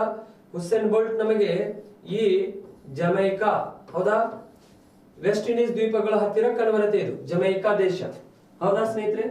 ಈ ಜಮೈಕಾ ದೇಶ ಏನಿದೆ ಅಂದ್ರೆ ನಮಗೆ ಈ ವೆಸ್ಟ್ ಇಂಡೀಸ್ ಯಾವ ದ್ವೀಪದ ಹತ್ತಿರ ಕಂಡುಬರುತ್ತೆ? West Indies. ಇಲ್ಲಿ ನೋಡಿ ಈ ಭಾಗದಲ್ಲಿ ಈ ಮ್ಯಾಪ್ ನೋಡಿ, ಇಲ್ಲಿ ನಮಗೆ ಈ ಜಮೈಕಾ ಅನ್ನುವಂತ ದೇಶ ಕಂಡುಬರುತ್ತೆ ಈ ಭಾಗದಲ್ಲಿ, ಉತ್ತರ ಅಮೆರಿಕ ಹತ್ತಿರ. ಈ ಜಮೈಕಾ ದೇಶ ಏನ್ ಮಾಡುತ್ತೆ ಅಂದ್ರೆ ಸ್ನೇಹಿತರೆ, ಜಮೈಕಾ ದೇಶದ ಕಿಂಗ್ಸ್ಟನ್ ಅನ್ನುವಂತ ಒಂದು ಕ್ಯಾಪಿಟಲ್ ಇದೆ. ಯಾವುದು? ಕಿಂಗ್ಸ್ಟನ್. ಜಮೈಕಾ ದೇಶದ ಕ್ಯಾಪಿಟಲ್ ಕಿಂಗ್ಸ್ಟನ್. ಈ ಕಿಂಗ್ಸ್ಟನ್ ಅನ್ನುವಂತ ಜಮೈಕಾ ದೇಶದ ಕ್ಯಾಪಿಟಲ್ ಯಾವ್ದಿದೆ? ಕಿಂಗ್ಸ್ಟನ್. ಹೌದಾ? ಈ ಕಿಂಗ್ಸ್ಟನ್ ಅನ್ನುವಂತ ದೇಶದಲ್ಲಿ ಇಂಟರ್ನ್ಯಾಷನಲ್ ಸೀ ಬೆಡ್ ಅಥಾರಿಟಿ ಇದೆ. ಏನಿದೆ? ಇಂಟರ್ನ್ಯಾಷನಲ್. ಹೌದಾ? ಇಂಟರ್ನ್ಯಾಷನಲ್ ಸೀ ಬೆಡ್ ಅಂತ ನೋಡ್ರಿ. ಇಂಟರ್ನ್ಯಾಷನಲ್ ಸೀ ಬೆಡ್ ಅಥಾರಿಟಿ ಅಂದ್ರೆ ಇಂಟರ್ನ್ಯಾಷನಲ್ ಸೀ ಬೆಡ್ ಅಥಾರಿಟಿ, ಅಂತಾರಾಷ್ಟ್ರೀಯ ಸಮುದ್ರಗಳ ಒಕ್ಕೂಟ ಇದೆ. ಎಲ್ಲಿ? ಜಮೈಕಾದ ಕಿಂಗ್ಸ್ಟನ್ ದಲ್ಲಿ ಅಂತಾರಾಷ್ಟ್ರೀಯ ಸಮುದ್ರಗಳ ಒಂದು ಒಕ್ಕೂಟ. ಹೌದಾ? ಈ ಅಂತಾರಾಷ್ಟ್ರೀಯ ಸಮುದ್ರಗಳ ಒಕ್ಕೂಟ ಏನ್ ಮಾಡುತ್ತೆ ಅಂದ್ರ ಇದನ್ನು ಬಗೆಹರಿಸಿ ಕೊಡುತ್ತೆ ಸ್ನೇಹಿತರೆ. ಯಾವುದೇ ಸಮುದ್ರದ ವಿವಾದ ಇರಲಿ. ಹೌದಾ? ಈ ಜಲ ಸಾರಿಗೆ ಒಳಗ ನಮ್ ನೀರಿನೊಳಗೆ ನೀವ್ ಯಾಕೆ ಬಂದಿರೋ ಅತ್ತ ಏನ್ ಯಾಕೈತಿಂದ ವಿವಾದ ಆಗತ್ತೆ. ಈಗ ನೋಡ್ರಿ, ಅಲ್ಲಿ ದೇಶಗಳ ನಡುವೆ ವಿವಾದ ಆಗತ್ತೆ ಅಂತಂದ್ರ ಇಲ್ಲಿ ನಮ್ದ್ರೊಳಗ ಅಣ್ತಮ್ಮದ್ರೊಳಗ ಎಷ್ಟೊಂದು ಜಗಳ ಆಗ್ತಿರ್ತಾವೆ. ಹೊಲದ ಒಂದು ಸೀಮೆ ಹಾಕಿರ್ತಾರಲ್ಲ, ಸೀಮೆಗಳು ಹಾಕಿರ್ತಾರ, ಸೀಮಾ ಒಂದು ರೇಖೆ ಹಾಕಿರ್ತಾರೆ ಅಥವಾ ಅದಕ್ಕ ಸೀಮೆ ಹಾಕಿರ್ತಾರೆ. ಇಲ್ಲಿ ಸೀಮಾ ಅಂದ್ರೆ ಸೀಮೆ ಇರುತ್ತೆ ನೋಡ್ರಿ, ಒಂದು ಕಲ್ಲು ಇಟ್ಟಿರ್ತಾರೆ, ಇಷ್ಟು ಹೊಲ ನಂದು, ಇಷ್ಟು ಹೊಲ. ಕೆಲವೊಬ್ರು ಏನಂದ್ರ ಅಷ್ಟೇ ಒಂದೊಂದು ಇಂಚು ಅಥವಾ ಎರಡೆರಡು ಸ್ವಲ್ಪ ಒಂದು ಫೂಟ್ನು ಹೊಲ ಅವ್ರ ತಮ್ಮಾರ ತಗೊಂಡಿರ್ತಾನೆ, ಅಣ್ಣಾರ ತಗೊಂಡಿರ್ತಾನೆ. ಅಷ್ಟರ ಸಂಬಂಧ ಕೊಲೆಗಳು ಆಗ್ತಿರ್ತಾವ್ರಿ. ಹೌದಾ? ನೀವು ನೋಡಿರ್ತೀರಿ ಸೊಸೈಟಿ ಒಳಗೆ ನಮ್ದ್ರೊಳಗೆ ಒಂದೇ ರಕ್ತವನ್ನು ಹಂಚಿಕೊಂಡಿರುವಂತ ನಮ್ದ್ರೊಳಗೆ ಇಂಥ ಘಟನೆಗಳು ನಡೀತಾವಂದ್ರ ಬೇರೆ ದೇಶ, ಅದು ಯಾವುದೋ ದೇಶ, ನಮ್ದು ಯಾವುದೋ ದೇಶ, ನೀರಿನ ವಿವಾದ ಇರಂಗಿಲ್ಲೇನ? ಇರತ್ತೆ. ಇಂಥವೆಲ್ಲ ನಾವು ಬಗೆಹರಿಸಬೇಕಂದ್ರ ಎಲ್ಲಿ ಹೋಗ್ಬೇಕಾಗತ್ತೆ ಅಂದ್ರೆ ಸ್ನೇಹಿತರೆ, ಇಂಟರ್ನ್ಯಾಷನಲ್ ಸೀ ಬೆಡ್ ಅಥಾರಿಟಿಗೆ ಹೋಗ್ಬೇಕಾಗತ್ತೆ. ಅಲ್ಲಿ ಹೋಗಿ ಬಗೆಹರಿಸ್ಕೊಂಡು ಬರ್ಬೇಕಾಗತ್ತೆ. ಹೌದಾ? ಅದಕ್ಕ ನಿಮಗೆ ಇವೆಲ್ಲ ಅಂಶಗಳು ಗೊತ್ತಾಗಲಿ. ಯಾಕಂದ್ರೆ ಇವೆಲ್ಲ ಇಂಪಾರ್ಟೆಂಟ್. ಹೌದಾ? ಸೊ ಇಲ್ಲಿ ನೋಡಿ, ನೀವು ಚೆನ್ನಾಗಿ ಈ ಕಾನ್ಸೆಪ್ಟ್ ಗಳನ್ನು ತಿಳ್ಕೋಬೇಕು. ನೆಕ್ಸ್ಟ್ ಏನಂದ್ರ ಬಹಳಷ್ಟು ಪೋಸ್ಟ್ ಕಾಲ್ಫಾರ್ಮ್ ಆಗೋದಾವ ಸ್ನೇಹಿತರೆ. ನೆಕ್ಸ್ಟ್ ಏನಂದ್ರೆ ನೆಕ್ಸ್ಟ್ PSI ರಿಕ್ರೂಟ್ಮೆಂಟ್ ಇದೆ, PSI ಆಗಿರ್ಬೋದು. ಆಮೇಲೆ ನೆಕ್ಸ್ಟ್ ರಿಜಿಸ್ಟರ್, ಸಬ್ ರಿಜಿಸ್ಟರ್. ಈ ಸಬ್ ರಿಜಿಸ್ಟರ್ ಪೋಸ್ಟ್ ಕಾಲ್ಫಾರ್ಮ್ ಆಗೋದಾವೆ, ಸಬ್ ರಿಜಿಸ್ಟರ್ ಪೋಸ್ಟ್ ಇದಾವೆ ಸ್ನೇಹಿತರೆ. ಸಬ್ ರಿಜಿಸ್ಟರ್ ಪೋಸ್ಟ್ ನಾಗ ನೀವು ಹೋದ್ರಂದ್ರ ನೀವು ನಾವಂತರ ಅನ್ಯ ಮಾರ್ಗಗಳು ಹಿಡಿಬೇಡ್ರಿ ಅಂತ ನಿಮಗೆ ಹೇಳ್ತೇವೆ. ಬಟ್ ನೀವು ಅಂತವ್ರು ಏನಾದ್ರು ನಿಮ್ ತಲೆ ಒಳಗೆ ಕಲ್ಪನೆ ಇತ್ತಂದ್ರ ನೀವು ಅಜರಾಮರು ನೀವು. ಹೌದಾ? ಯಾಕಂದ್ರ ಸಬ್ ರಿಜಿಸ್ಟರ್ ಪೋಸ್ಟ್ ಅಷ್ಟು ಚೆನ್ನಾಗಿರ್ತಾವಂದ್ರ ಸ್ನೇಹಿತರೆ. ಸೊ ನಿಮಗೆ ಗೊತ್ತಾಗತ್ತೆ ಹೋದ್ಮೇಲೆ ಆ ಪೋಸ್ಟ್ ನಾಗ. ನೆಕ್ಸ್ಟ್ ಆಮೇಲೆ PDO ಕಾಲ್ಫಾರ್ಮ್ ಆಗತ್ತೆ. ಯಾವ್ದು? PDO. ಯಾಕಂದ್ರ ಚುನಾವಣೆ ಬರ್ತಾ ಇದೆ. ಇವೆಲ್ಲಾನು ಕೂಡ ಸಬ್ ರಿಜಿಸ್ಟರ್, PDO ಇವೆಲ್ಲ. ಮತ್ತೆ ಆಮೇಲೆ ನೆಕ್ಸ್ಟ್ PC ಕೂಡ ಕಾಲ್ಫಾರ್ಮ್ ಆಗತ್ತೆ. ಇವೆಲ್ಲ ಪೋಸ್ಟ್ಗಳು ಬಹಳಷ್ಟು ಕಾಲ್ಫಾರ್ಮ್ ಆಗತ್ತೆ ಸ್ನೇಹಿತರೆ. ಅದಕ್ಕೆ ನಾನು ಹೇಳ್ತಾ ಇರೋದು, ನೀವು ಒಂದ್ ಸ್ವಲ್ಪ ಚೆನ್ನಾಗಿ ಸ್ಟಡಿ ಮಾಡ್ತಾ ಇದ್ರಂದ್ರ ಬಹಳಷ್ಟು ಅನುಕೂಲ ಆಗತ್ತೆ. ಎನಿಹಾವ್, ಸೊ ನಾವು ಏನಂದ್ರ ಸ್ನೇಹಿತರೆ, ಇವೆಲ್ಲ ಪೋಸ್ಟ್ಗಳು ಕಾಲ್ಫಾರ್ಮ್ ಆಗೋದರಿಂದ ಇವುಗಳ ಮುಖಾಂತರ ನೀವು ಈಗ ನಿಮಗೆ ಸುವರ್ಣ ಅವಕಾಶ ಇದೆ. ಈ ಅವಕಾಶವನ್ನು ನೀವೇನ್ ಮಾಡ್ಬೇಕಂದ್ರ ಚೆನ್ನಾಗಿ ಬಳಕೆ ಮಾಡ್ಕೋಬೇಕಾಗತ್ತೆ. ಹೌದಾ? ಸೊ ಚೆನ್ನಾಗಿ ಅದನ್ನ ಬಳಕೆ ಮಾಡ್ಕೋಬೇಕಂದ್ರ ನೀವೇನಂದ್ರೆ ಇವುಗಳನ್ನು ಒಂದ್ ಸ್ವಲ್ಪ ಚೆನ್ನಾಗಿ ಸ್ಟಡಿ ಮಾಡ್ಬೇಕಾಗತ್ತೆ. ಓಕೆ. ಸೊ ಈಗ ಇಲ್ಲಿ ನಾವು ನೋಡೋದ ಮುಖಾಂತರ ಇವೆಲ್ಲ ಕಾಲುವೆಗಳನ್ನು ನೋಡಿದ್ದೇವೆ ಸ್ನೇಹಿತರೆ. ನೆಕ್ಸ್ಟ್ ಇಲ್ಲಿದಿಂದ ನಮಗೆ ಯಾವ ಸಾರಿಗೆ ಬರುತ್ತೆ ಅಂದ್ರ ಒಳನಾಡಿನ ಜಲ ಸಾರಿಗೆ. ಈಗ ಸಾಗರಿಕ ಸಾರಿಗೆ ನೋಡಿದ್ದೇವೆ ನಾವು. ಈಗ ಒಳನಾಡಿನ ಜಲ ಸಾರಿಗೆ ನೋಡಿ. ಯಾವುದು? ಒಳನಾಡಿನ ಜಲ ಸಾರಿಗೆ. ಈಗ ಒಳನಾಡಿನ ಜಲ ಸಾರಿಗೆ ಯಾವ ಸಾರಿಗೆ? ಒಳನಾಡಿನ ಜಲ ಸಾರಿಗೆ. ಹೌದಾ? ಈಗ ಒಳನಾಡಿನ ಜಲ ಸಾರಿಗೆ ನಾವು ನೋಡಿದಾಗ ಈ ಒಳನಾಡಿನ ಜಲಸಾರಿಗೆ ನಾವು ಅಬ್ಸರ್ವೇಷನ್ ಮಾಡ್ತೇವೆ ಸ್ನೇಹಿತರೆ. ಈ ಒಳನಾಡಿನ ಜಲಸಾರಿಗೆಯನ್ನು ನಾವು ಅಬ್ಸರ್ವೇಷನ್ ಮಾಡಿದಾಗ ಇಲ್ಲಿ ಒಂದ್ ಸ್ವಲ್ಪ ಒಳನಾಡಿನ ಜಲಸಾರಿಗೆ ಅಂದ್ರ ಎದ್ರ ಒಳಗ ನಡೆಯುವಂತದ್ದು, ಇದು ನದಿ ಒಳಗ ಸ್ನೇಹಿತರೆ. ಎದ್ರ ಒಳಗ? ನದಿಯ ಒಳಗಡೆಗೆ. ಹೌದಾ? ನದಿ ಒಳಗೆ ನಡೆಯುವಂತ ಸಾರಿಗೆಗೆ ನಾವು ಏನಂತ ಕರಿತೇವೆ ಅಂದ್ರ ಒಳನಾಡಿನ ಜಲಸಾರಿಗೆ ಅಂತ ಕರಿತೇವೆ ಸ್ನೇಹಿತರೆ. ಹಾಗಾದ್ರೆ ಈ ಒಳನಾಡಿನ ಜಲಸಾರಿಗೆಯು ಒಂದು ದೇಶದ ಗಡಿಯ ಒಳಗೆ ನಡೆಯುವಂತ ಸಾರಿಗೆ ಸ್ನೇಹಿತರೆ. ಸೊ ಯಾವುದೇ ದೇಶ ಆಗಲಿ ಒಂದು ದೇಶದ ಗಡಿಯ ಒಳಗೆ, ಒಂದು ದೇಶದ ಗಡಿಯ ಒಳಗೆ, ಹೌದಾ, ಒಂದು ದೇಶದ ಗಡಿಯ ಒಳಗೆ ನಡೆಯುವಂತ ಸಾರಿಗೆಗೆ ನಾವು ಏನಂತ ಕರಿತೇವೆ ಅಂದ್ರ ಒಳನಾಡಿನ ಜಲಸಾರಿಗೆ. ಹೌದಾ? ಅದು ನದಿಯ ಮುಖಾಂತರ, ನದಿಗಳು ಇರ್ತಾವೆ ಒಂದು ದೇಶದ ಒಳಗೆ. ಸೊ ಆ ಸಾರಿಗೆ ಏನಂದ್ರ ಆ ನದಿ ಒಳಗೆ ನಡೆಯುವಂತ ಒಂದು ಸಾರಿಗೆ ಇದೆ. ಹಾಗಾಗಿ ಇದನ್ನ ನಾವು ಒಳನಾಡಿನ ಜಲಸಾರಿಗೆ ಅಂತ ಕರಿತೀವಿ ಸ್ನೇಹಿತರೆ. ಈಗ ಇಂಥ ಒಳನಾಡಿನ ಜಲಸಾರಿಗೆ ನಾವು ನಮ್ಮ ಭಾರತ ದೇಶದಲ್ಲಿನೂ ಎಲ್ಲಿದೆ ಅಂತ ನಾವು ನೋಡ್ಬೇಕಾಗತ್ತೆ. ಭಾರತ ದೇಶ ನಾವು ನೋಡಿಕೊಂಡು ಜಗತ್ತಿನಲ್ಲಿ ಈ ಒಳನಾಡಿನ ಜಲಸಾರಿಗೆಗಳು ಎಲ್ಲಿದ್ದಾವೆ ಅಂತ ನಾವು ಅಬ್ಸರ್ವೇಷನ್ ಮಾಡೋಣ. ಹಾಗಾದ್ರೆ ಈ ಒಳನಾಡಿನ ಜಲಸಾರಿಗೆ ನಮ್ಮ ಭಾರತ ದೇಶದಲ್ಲಿ ಎಲ್ಲಿ ಇರಬಹುದು ಸ್ನೇಹಿತರೆ? ಈಗ ನಮ್ಮ ಭಾರತ ದೇಶದಲ್ಲಿ ಈ ಒಳನಾಡಿನ ಜಲಸಾರಿಗೆ ನಾವು ಏನಂತ ಕರಿತೇವೆ ಅಂದ್ರ ಸೊ NW ಅಂತ ಕರಿತೇವೆ. ಏನಂತ ಕರಿತೇವೆ? NW ಅಂದ್ರ ನ್ಯಾಷನಲ್ ವಾಟರ್ ವೇ. ಹೌದಾ? NW ಅಂತ ಕರಿತೇವೆ. NW ಅಂದ್ರೆ ಏನು? ನ್ಯಾಷನಲ್. ಹೌದಾ? National water way. ಹೌದಾ? ನ್ಯಾಷನಲ್ ವಾಟರ್ ವೇ ಅಂತ ಕರಿತೇವೆ ಸ್ನೇಹಿತರೆ. ಹೌದಾ? NW. ಹೌದಾ? ನ್ಯಾಷನಲ್ ವಾಟರ್ ವೇ ಅಂತ ಕರಿತೇವೆ. ಈಗ ಭಾರತ ದೇಶದಲ್ಲಿ ನಾವು ಏನಂತ ಕರಿತೇವೆ? ನ್ಯಾಷನಲ್ ವಾಟರ್ ವೇ ಅಂತ ಕರಿತೇವೆ. ಹಾಗಾದ್ರೆ NW1. ಹೌದಾ? ಈ NW1 ಅಂದ್ರ ನ್ಯಾಷನಲ್ ವಾಟರ್ ವೇ ನಂಬರ್ 1. ಈ ನ್ಯಾಷನಲ್ ವಾಟರ್ ವೇ ನಂಬರ್ 1 ಇದು ಎಲ್ಲಿ ನಡೀತಾ ಇದೆ ಅಂದ್ರ ಸ್ನೇಹಿತರೆ, ಇದು ಯಾವ್ಯಾವ ನದಿಗಳ ನಡುವೆ ನಡೆಯುತ್ತೆ ಅಂದ್ರ V can say that national water way. ಹೌದಾ? ನ್ಯಾಷನಲ್ ವಾಟರ್ ವೇ ನಂಬರ್ 1 ಇದು ಯಾವ್ಯಾವ ನದಿಗಳ ನಡುವೆ ಇದೆ ಅಂದ್ರ ಗಂಗಾ. ಹೌದಾ? ಗಂಗಾ ನದಿ. ಯಾವ ನದಿ? ಗಂಗಾ. ಹೌದಾ? ಗಂಗಾ ನದಿ. ಆಮೇಲೆ ನೆಕ್ಸ್ಟ್ ಭಾಗೀರಥಿ. ಗಂಗಾ ನದಿ, ಭಾಗೀರಥಿ ಮತ್ತು ಹುಗ್ಲಿ. ಯಾವುದು? ಹುಗ್ಲಿ. ಗಂಗಾ ನದಿ, ಭಾಗೀರಥಿ ನದಿ ಮತ್ತು ಹುಗ್ಲಿ ಇದರೊಳಗೆ ನಡೆಯುವಂತದ್ದು. ಇದು ಗಂಗಾ ನದಿ, ಭಾಗೀರಥಿ ಮತ್ತು ಹುಗ್ಲಿ ಇದು 1420 ಕಿಲೋಮೀಟರ್ ಉದ್ದ ನಡೆಯುತ್ತೆ ಇದರೊಳಗೆ. ಹೌದಾ? 1420 ಕಿಲೋಮೀಟರ್ ಉದ್ದ ನಡೆಯುವಂತ ಒಂದು ಸಾರಿಗೆ ಗಂಗಾ ನದಿ, ಭಾಗೀರಥಿ ಮತ್ತು ಹುಗ್ಲಿ. ಹಾಗಾದ್ರೆ ಇದು ಎಲ್ಲಿ ಇದೆ ಅಂತ ನಾವು ಒಂದ್ ಸ್ವಲ್ಪ ಅಬ್ಸರ್ವೇಷನ್ ಮಾಡೋಣ ಸ್ನೇಹಿತರೆ. ಇದು ಗಂಗಾ ನದಿ, ಭಾಗೀರಥಿ ಮತ್ತು ಹುಗ್ಲಿ. ಸೊ ಈ ರೀತಿ ಇರುವುದರಿಂದ ಇದು ಎಲ್ಲಿ ಇದೆ ಅದನ್ನ ನಾವು ಪ್ರಿಫರೆನ್ಸ್ ಕೊಡೋಣ. ಹಾಗಾದ್ರೆ ಇದು ಎಲ್ಲಿ ಇದೆ ಅಂತ ನಾವು ಅಬ್ಸರ್ವೇಷನ್ ಮಾಡಿದಾಗ ಒಂದ್ ಸ್ವಲ್ಪ ನನ್ ಜೊತೆ ನೀವು ಕೂಡ ಏನ್ ತೆಗಿತೀರಿ? ಮ್ಯಾಪ್ ತೆಗಿತೀರಿ. ಹೌದಲ್ಲ? ತೆಗೀರಿ ಮ್ಯಾಪ್. ಹೌದಾ? ಈಗ ಮ್ಯಾಪ್ ತೆಗೆದ ಮುಖಾಂತರ ನೀವು ಇದನ್ನ ನೆನ್ಪಿಟ್ಕೊಂಡ್ರ ಬಹಳಷ್ಟು ಅನುಕೂಲ ಆಗತ್ತೆ ಸ್ನೇಹಿತರೆ. ಈಗ ನಾವು ನಾ ಎಷ್ಟು ಮ್ಯಾಪ್ ತೆಗಿತೀನಲ್ಲ ನೀವು ಕೂಡ ಅಷ್ಟೇ ತೆಗೀರಿ. ಹೌದಾ? ಈಗ ಇದು ಭಾರತ ದೇಶ ಇದೆ. ಯಾವ ದೇಶ? ಭಾರತ ದೇಶ. ಹೌದಾ? ಸೊ ಈಗ ಈ ಭಾರತ ದೇಶ ಇದೆ ಅಂದ್ರ ಈ ಭಾಗದಲ್ಲಿ ನಮಗೆ ಈ ಸಾರಿಗೆಯನ್ನು ನೋಡ್ಬೇಕಾಗಿದೆ. ಇಷ್ಟೇ ನೀವು ಮ್ಯಾಪ್ ತೆಗೀರಿ ಸ್ನೇಹಿತರೆ. ಈಗ ನಾವು ಇಷ್ಟು ಮ್ಯಾಪ್ ತೆಗ್ದ್ರ ಅಂದ್ರ ಇದನ್ನ ಒಂದ್ ಸ್ವಲ್ಪ ಅಬ್ಸರ್ವೇಷನ್ ಮಾಡ್ಬೇಕಾಗತ್ತೆ. ಈ ಗಂಗಾ ನದಿ ಯಾವುದು? ಮೊದಲಿಗೆ ಗಂಗಾ ಮಾತಾ. ಈ ಗಂಗಾ ನದಿ ಏನಿದೆಯಲ್ಲ, ಗಂಗಾ ನದಿ ಇದನ್ನ ನೋಡ್ಕೋಬೇಕಾಗತ್ತೆ. ಹೌದಾ? ಈ ಗಂಗಾ ನದಿಯು ಸ್ನೇಹಿತರೆ ಇಲ್ಲಿ ನಮಗೆ ಉತ್ತರಾಖಂಡ ಕಂಡು ಬರುತ್ತೆ. ಯಾವುದು? ಉತ್ತರಾಖಂಡ. ಹೌದಾ? ಯಾವ ಖಂಡ? ಉತ್ತರಾಖಂಡ. ಸೊ ಈ ಗಂಗಾ ನದಿಯು ಈ ಉತ್ತರಾಖಂಡದ ಹತ್ತಿರ ಗಂಗೋತ್ರಿ ಎಂಬ ಮೂಲದಿಂದ ಬರುತ್ತೆ. ಉತ್ತರಾಖಂಡದ ಹತ್ತಿರ ಯಾವುದು? ಗಂಗೋತ್ರಿ. ಉತ್ತರಾಖಂಡದ ಹತ್ತಿರ ಗಂಗೋತ್ರಿ ಎಂಬ ಮೂಲದಿಂದ ಇದು ಹುಟ್ಟತ್ತೆ. ಯಾವುದು? ಗಂಗೋತ್ರಿ ಅನ್ನುವಂತ ಒಂದು ಉತ್ತರಾಖಂಡದ ಹತ್ತಿರ ಗಂಗೋತ್ರಿ ಎಂಬ ಮೂಲದಿಂದ ಹುಟ್ಟತ್ತೆ ಸ್ನೇಹಿತರೆ. ಅಲ್ಲಿ ಆ ಗಂಗೋತ್ರಿ ಎಂಬ ಮೂಲದಿಂದ ಎರಡು ಕವಲುಗಳು ಬರ್ತಾವೆ. ಒಂದು ಭಾಗೀರಥಿ. ಯಾವುದು? ಒಂದು ಭಾಗೀರಥಿ. ಯಾವುದು ಕವಲ? ಒಂದು ಭಾಗೀರಥಿ. ಹೌದಾ? ಒಂದು ಯಾವ್ದಿದೆ? ಭಾಗೀರಥಿ. ಹೌದಾ? ಒಂದು ಭಾಗೀರಥಿ. ನಾನು ಹೇಳಿಲ್ಲ, ಭಾಗೀರಥಿ ನದಿ ಒಳಗನು ಗಂಗಾ, ಭಾಗೀರಥಿ ಮತ್ತು ಹುಗ್ಲಿ ನದಿ ಒಳಗ ಇದು ಸಾರಿಗೆ ಇದೆ. ಒಂದು ಭಾಗೀರಥಿ ಅನ್ನುವಂತ ಒಂದು ಕವಲು ಬರುತ್ತೆ. ನೆಕ್ಸ್ಟ್ ಇನ್ನ ಒಂದು ಕವಲು ಬರುತ್ತೆ ಸ್ನೇಹಿತರೆ.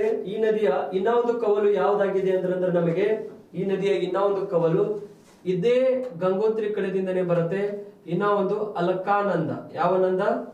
ಅಲಕಾನಂದ. ಹೌದಾ? ಇನ್ನ ಒಂದು ಕವಲು ಯಾವ್ದಾಯ್ತು ನಮಗೆ? ಅಲಕಾನಂದ. ಅಲಕಾನಂದ. ಹೌದಾ? ಒಂದು ಅಲಕಾನಂದ. ಇನ್ನ ಒಂದು ಯಾವ ಕವಲು ಇತ್ತಿಲ್ಲಿ? ಭಾಗೀರಥಿ. ಹೌದಾ? ಇವೆರಡು ಕವಲುಗಳು ಏನಂದ್ರೆ ಸ್ನೇಹಿತರೆ ಇಲ್ಲಿ ಕೂಡ್ತಾವೆ, ಮತ್ತೆ ಉತ್ತರಾಖಂಡದಲ್ಲಿನೇ ಕೂಡ್ತಾವೆ. ಇವೆರಡು ಕವಲುಗಳು ಉತ್ತರಾಖಂಡ. ಹೌದಾ? ಉತ್ತರಾಖಂಡದ ದೇವಪ್ರಯಾಗ. ಯಾವ ಪ್ರಯಾಗ? ಉತ್ತರಾಖಂಡದ ಈ ಪ್ರದೇಶ ಏನಿದೆಯಲ್ಲ ಇದಕ್ಕೆ ನಾವು ದೇವಪ್ರಯಾಗ ಅಂತ ಕರಿತೇವೆ. ದೇವಪ್ರಯಾಗ ಎಂಬ ಪ್ರದೇಶದಲ್ಲಿ ಕೂಡುತ್ತವೆ. ಎಲ್ಲಿ? ದೇವಪ್ರಯಾಗ ಎಂಬ ಪ್ರದೇಶದಲ್ಲಿ ಕೂಡುತ್ತವೆ ಭಾಗೀರಥಿ ಮತ್ತು ಅಲ್ಕಾನಂದ. ಹೌದಾ? ಈ ದೇವಪ್ರಯಾಗ ಎಂಬ ಪ್ರದೇಶದಲ್ಲಿ ಏನು ಕೂಡ್ತೈತಲ್ಲ ಪ್ರಯಾಗ ಎಲ್ಲಿದೆ? ದೇವಪ್ರಯಾಗ ಉತ್ತರಾಖಂಡದಲ್ಲಿದೆ. ಪ್ರಯಾಗ ರಾಜ್ಯ ಯಾವುದು ಸ್ನೇಹಿತರೆ? ಪ್ರಯಾಗ ರಾಜ್ಯ ಯುಪಿ. ಇದು ಎರಡರೊಳಗಿನ ಡಿಫರೆನ್ಸ್ ನಿಮಗೆ ಗೊತ್ತಿರ್ಲಿ. ಹೌದಾ? ಪ್ರಯಾಗ ರಾಜ್ಯ ಎಲ್ಲಿದೆ ನಮಗೆ? ಪ್ರಯಾಗ ರಾಜ್ಯ ಅಂದ್ರ ಯುಪಿ, ಉತ್ತರ ಪ್ರದೇಶ್. ದೇವಪ್ರಯಾಗ ಎಲ್ಲಿದೆ ನಮಗೆ? ಉತ್ತರಾಖಂಡ ಒಳಗೆ. ಹೌದಾ? ಹಾಗಾಗಿ ಈ ಉತ್ತರಾಖಂಡದ ಪ್ರಯಾಗ ಏನಿದೆಲ್ಲ, ದೇವಪ್ರಯಾಗ ಏನಿಲ್ಲ, ಇಲ್ಲಿ ಕೂಡುತ್ತೆ ಇವೆರಡು ಕವಲುಗಳು.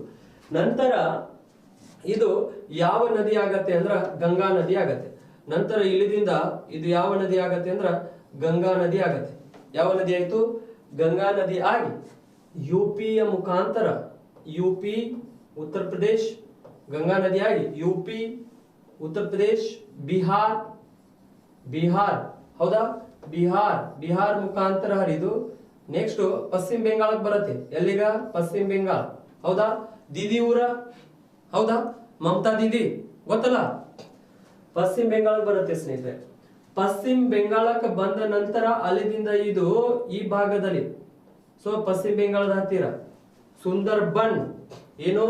ಸುಂದರ್ಬನ್ ನದಿ ಮುಖಜ ಭೂಮಿಯನ್ನು ನಿರ್ಮಾಣ ಮಾಡುತ್ತೆ. ಯಾವುದು? ಸುಂದರ್ಬನ್ ನದಿ ಮುಖಜ ಭೂಮಿಯನ್ನು ನಿರ್ಮಾಣ ಮಾಡುತ್ತೆ. ಈ ಸುಂದರ್ಬನ್ ನದಿ ಮುಖಜ ಭೂಮಿಗೆ ನಾವು ಸುಂದರ್ಬನ್ ಡೆಲ್ಟಾ ಅಂತ ಕರಿತೇವೆ. ಸುಂದರ್ಬನ್ ಡೆಲ್ಟಾ ಅಂದ್ರ ನದಿ ಮುಖಜ ಭೂಮಿ.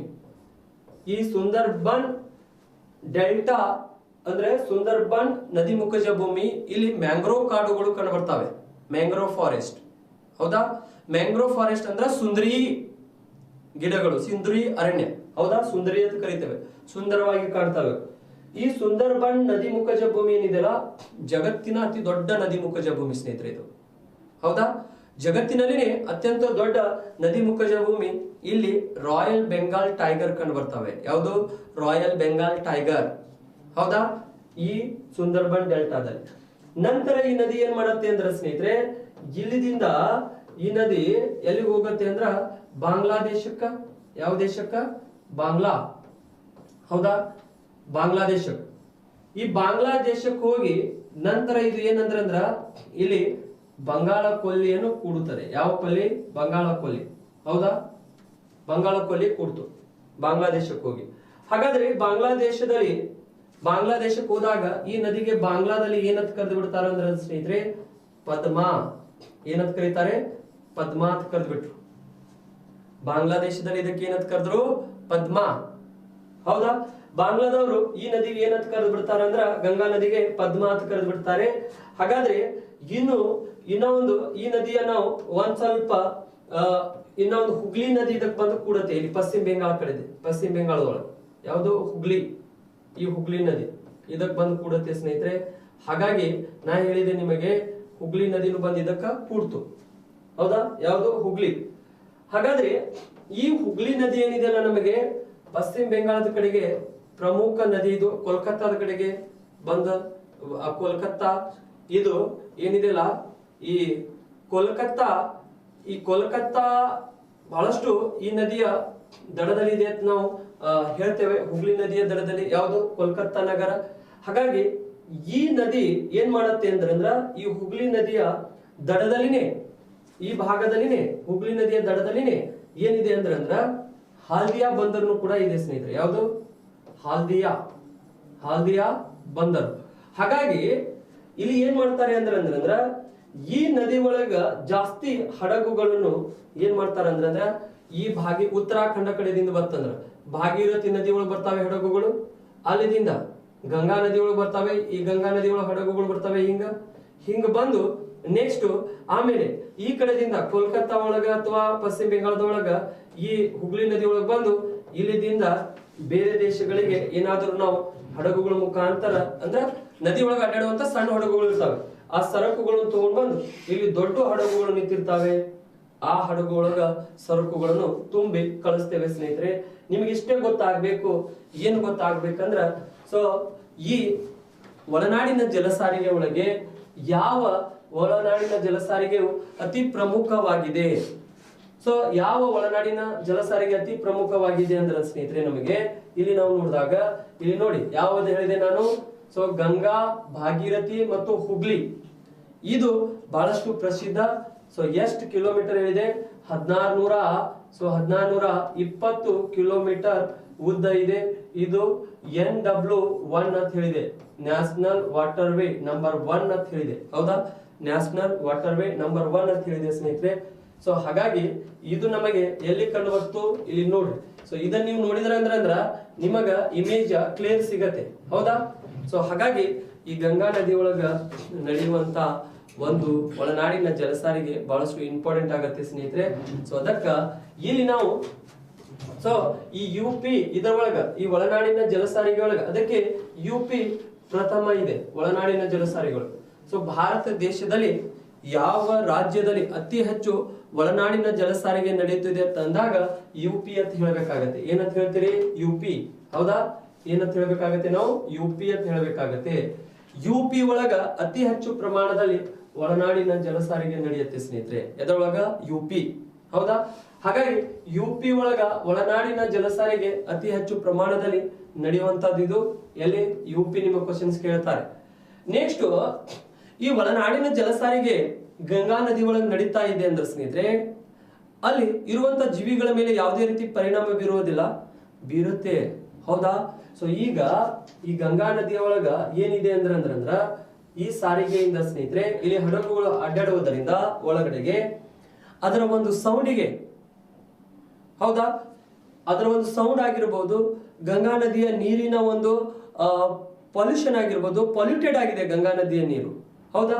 ಸೊ ಗಂಗಾ ನದಿ ಏನಿದೆ ಅಲ್ಲ ಸ್ನೇಹಿತರೆ, ಈ ಗಂಗಾ ನದಿ ಅಷ್ಟು ಪವಿತ್ರ ಇತ್ತಂದ್ರ ಈಗ ಮೊದಲೆಲ್ಲ ಹೇಳ್ತಿದ್ರು ಹಿರಿಯರು ಹೇಳ್ತಾರೆ, ಅಜ್ಜ ಅಜ್ಜಿಗಳು ಹೇಳ್ತಿರ್ತಾರೆ, ಗಂಗಾ ನದಿ ಒಳಗ ಕಾಶಿಗೆ ಹೋಗ್ರಿ. ಕಾಶಿಗೆ ಹೋಗಿ, ಕಾಶಿ ಎಲ್ಲಿ ಬರುತ್ತೆ? ಉತ್ತರ ಪ್ರದೇಶ್. ಹೌದಾ? ವಾರಣಾಸಿ, ಕಾಶಿ ಅಲ್ಲೇ ಇದೆ. ಕಾಶಿಗ ಯಾಕಂದ್ರ ಒಮ್ಮೆ ಆದ್ರೂ ಕಾಶಿಗೆ ಹೋಗಿ ಬರ್ರಿ, ಅದು ನಮ್ಮ ಪವಿತ್ರ ಸ್ಥಳ ಅಂತ ಹೇಳ್ತಿರ್ತಾರೆ. ಹೌದಾ? ಹಾಗಾದ್ರೆ ಇವತ್ತು ನಾವು ಕಾಶಿಗೆ ಹೋಗಿ ಗಂಗಾ ನದಿ ಒಳಗೆ ನಾವು ಸ್ನಾನ ಮಾಡ್ಕೊಂಡು ಬಂದೇವು ಅಂದ್ರ ಜಗತ್ತಿನಲ್ಲಿ ಇರಲಾರ್ದಂತ ಎಲ್ಲಾ ರೋಗಗಳನ್ನು ಹಚ್ಕೊಂಡ್ ಬರ್ತೇವೆ. ಹೌದಾ?